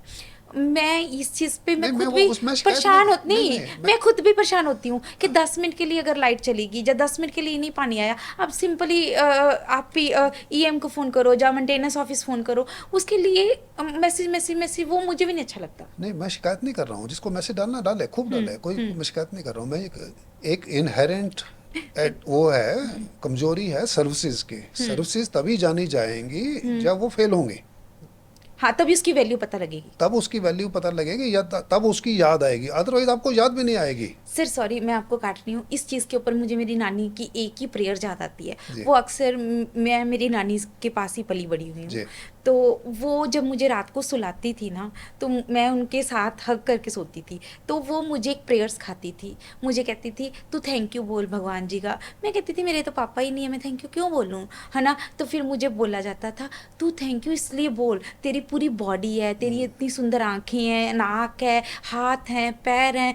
मेरी नानी बोलती थी कि जिन लोगों के हाथ नहीं है, पैर नहीं है, दिमाग नहीं है, बोल नहीं सकते, देख नहीं सकते, उनको देख के तू थैंक यू बोल। वो अन्न, मतलब जिस चीज़ की कोई व्याख्या नहीं की जा सकती, एक ऐसी चीज़ है बिल्कुल। जिसकी बहुत बहुत हमें रोज़ ग्रेटिट्यूड करना चाहिए। वही बात आपकी वाली आ गई है कि जो पानी और बिजली रोज़ आ रहा है उसका ग्रेटिट्यूड कभी नहीं होता। उसको कोई मतलब उसको कोई समझता ही नहीं। समझता नहीं, जैसे हमें बॉडी मिली है उसका हाँ, कोई वैल्यू नहीं है, उसका कोई, है ना। जब हमारी हाँ, आंखों की निगाह चली जाती है, जब कानों में जब- सुनना बंद हो जाता है, जब हार्ट में कोई दिक्कत आ जाती है, तब- तभी याद आता है। तभी याद आता है तभी याद आता कि है। हेल्थ क्या है, अदरवाइज ख्याल भी नहीं आता। ख्याल भी नहीं आता। तो वो ग्रेटिट्यूड एक वो उसमें ह्यूमनिटी है। बुरा मानने की कोई बात नहीं है उसमें। वो सर्विसेज की इनहेरेंट डिसएडवांटेज है। सर्विसेज तभी जानी जाएंगी जब वो फेल फेल होंगे, फेल हो। तभी उनकी याद आएगी। आप बाई चांस हार जाते हैं तो आपका एटीट्यूड क्या रहेगा? क्या आप ओपोजिशन में बैठ के ओपोजिशन स्ट्रॉन्ग ओपोजिशन बनाओगे ताकि सोसाइटी को अच्छे से चलाया जा सके? अपोजिशन नहीं करना चाहिए, हम्म विरोधी तो नहीं करना चाहिए। नहीं, मुझे लगता है करना चाहिए। एक अच्छी नहीं, डेमोक्रेसी को नहीं, चलाने नहीं, के लिए विरो- ओपोजिशन विरोधी- बहुत जरूरी है। विरोधी के तौर पे नहीं, साथ देने के लिए। अगर उनको लगता है उन किसी तरह की मैं कुछ कर सकता हूँ तो हाजिर है। अगर हार जाते हो तो दूसरी दोनों पार्टियों के लिए आप ड्राफ्टमैन बनने के लिए तैयार हो? ड्राफ्टमैन कहना थोड़ा डी मीनिंग है। हाँ, ड्राफ्टमैन करना पर demeaning आपको है। नॉलेज है। नहीं, नॉलेज है तो कोई अगर सोसाइटी के लिए भले के लिए है तो सारा काम तो सोसाइटी के भले के लिए है ना। क्या आप उनकी भी हेल्प करोगे? क्यों नहीं। वैसे वो हालत आएगी नहीं, मैं आपको कॉन्फिडेंटली कह सकता हूँ। मैं भी चाहती वो सिर्फ एक हाइपोथेटिकल क्वेश्चन है, आप पूछ रहे हैं तो मैं जवाब दे रहा हूँ। मैं वो आएगी, नहीं, वो मैं आएगी। खुद भी दिल से, मैं इस पॉडकास्ट को आपकी सारी बातें सुनने के बाद ये चीज़ रियलाइज कर पा रही हूँ। आपको वोट देने के लिए आप कुछ ऐसा बोलो कि आपको वोट मिल जाए। बस कैमरे में कुछ ऐसा बोल दो आप। एक लास्ट वर्ड सन सिटीजन के लिए। नहीं, सन सिटी को जरूरत है अच्छे आदमियों की, तो वोट दीजिए अच्छे आदमियों को। ये बहुत अच्छी बात बोली। अपनी तारीफ भी कर ली और बिना कुछ कहे तारीफ कर ली, है ना। शायद आज का पॉडकास्ट मेरी लाइफ का सबसे बेस्ट पॉडकास्ट Thank था। ये कुछ अलग था, ये कुछ हटके था। मुझे बहुत डीप नहीं नॉलेज थी केस के बारे में। शायद ये भ्रांति जो फैलाई गई थी आपके ऊपर, वो आज शायद ये पॉडकास्ट सुनकर लोगों के अंदर जो आशंकाएं थी कि हमारे ऊपर इतना सारा ब्लेम लग जाएगा, इतना सारा हमारे ऊपर 1 करोड़ का वो हो गया जी, चार्ज लग जाएंगे जी, हमें हर घर को भुगतने पड़ेंगे, वो सारी क्लियर हो जाएंगी, है ना। और सबसे बड़ी बात, कोर्ट केस के थ्रू आपने ये चीज़ बताई है कि कोर्ट केस हुआ क्यों था। बेसिकली सोसाइटी को सोसाइटी रहने देने के लिए कोर्ट केस हुआ था, ताकि जो मैं वो वर्ड्स नहीं यूज़ करना चाहूँगी या कुछ ऐसे चीज़ें ना बन जाती जिसमें आज मेरी बेटी अभी भी अर्बन बाजार गई है मोमोज खाने, तो मुझे डर नहीं है, वो डर से हम ना जीते, है ना। वो सार्वजनिक एक शराब पीने का सार्वजनिक स्थान बन जाता है, और सार्वजनिक स्थान पे आपको मालूम है क्या क्या हो सकता है। आज मुझे एक चीज़ एहसास हो रही है कि जो नोबल पुरस्कार मिलते हैं ना, वो बहुत बाद में मिलते हैं इंसान को, जब वो काम कर लेता है। पहले इतनी क्रिटिसिज्म से लेता है, शायद आप वैसे ही हकदार हो। ऐसा कुछ नहीं है, ऐसा कोई क्लेम नहीं है। मैं पहले कह चुका हूँ कि मैंने अपने लिए किया, मैं भी बेनिफिशियरी हूँ। चाहे बेनिफिशियली तो बहुत थे। मैं भी बेनिफिशियरी हूँ, बाकियों ने किस वजह से नहीं किया सर, वो उनकी इच्छा है। लास्ट में एक चीज़ बताना चाहूँगी। रेजिडेंट्स के मैसेज में एक चीज़ और आई थी बहुत सारे कि आप मुझे अपनी बातों में फंसा लोगे। सॉरी, मैंने गिव अप कर दिया कि मैं आपकी बातों में आज फंसी गई। अरे नहीं, ऐसा कुछ नहीं। जैसे मैंने पहला कहा, मैं तो सच्ची बात कहता हूँ, अच्छी तो अपने आप लगती है। पर मेरी लाइफ का सबसे बेस्ट पॉडकास्ट Thank you. मैं मानूंगी, मैं चाहूँगी ये घर घर तक, हर रेजिडेंट तक जाए, ताकि जो लोग समझ पाएँ कि कर्नल अविनाश ना तो एक ड्राफ्टमैन है, ना ही वो कोर्ट केस से जाने माने जाने वाले इंसान हैं, जो कि मैंने ही संबोधित किया था लोगों की भाषा से। आज ये पूरा पॉडकास्ट शूट करने के बाद मैं आपकी बहुत बहुत और रिस्पेक्ट करती हूँ। शायद पहली बार मिले थे हम तो आज जी, इस जी, टाइम जी। इस पॉडकास्ट के थ्रू।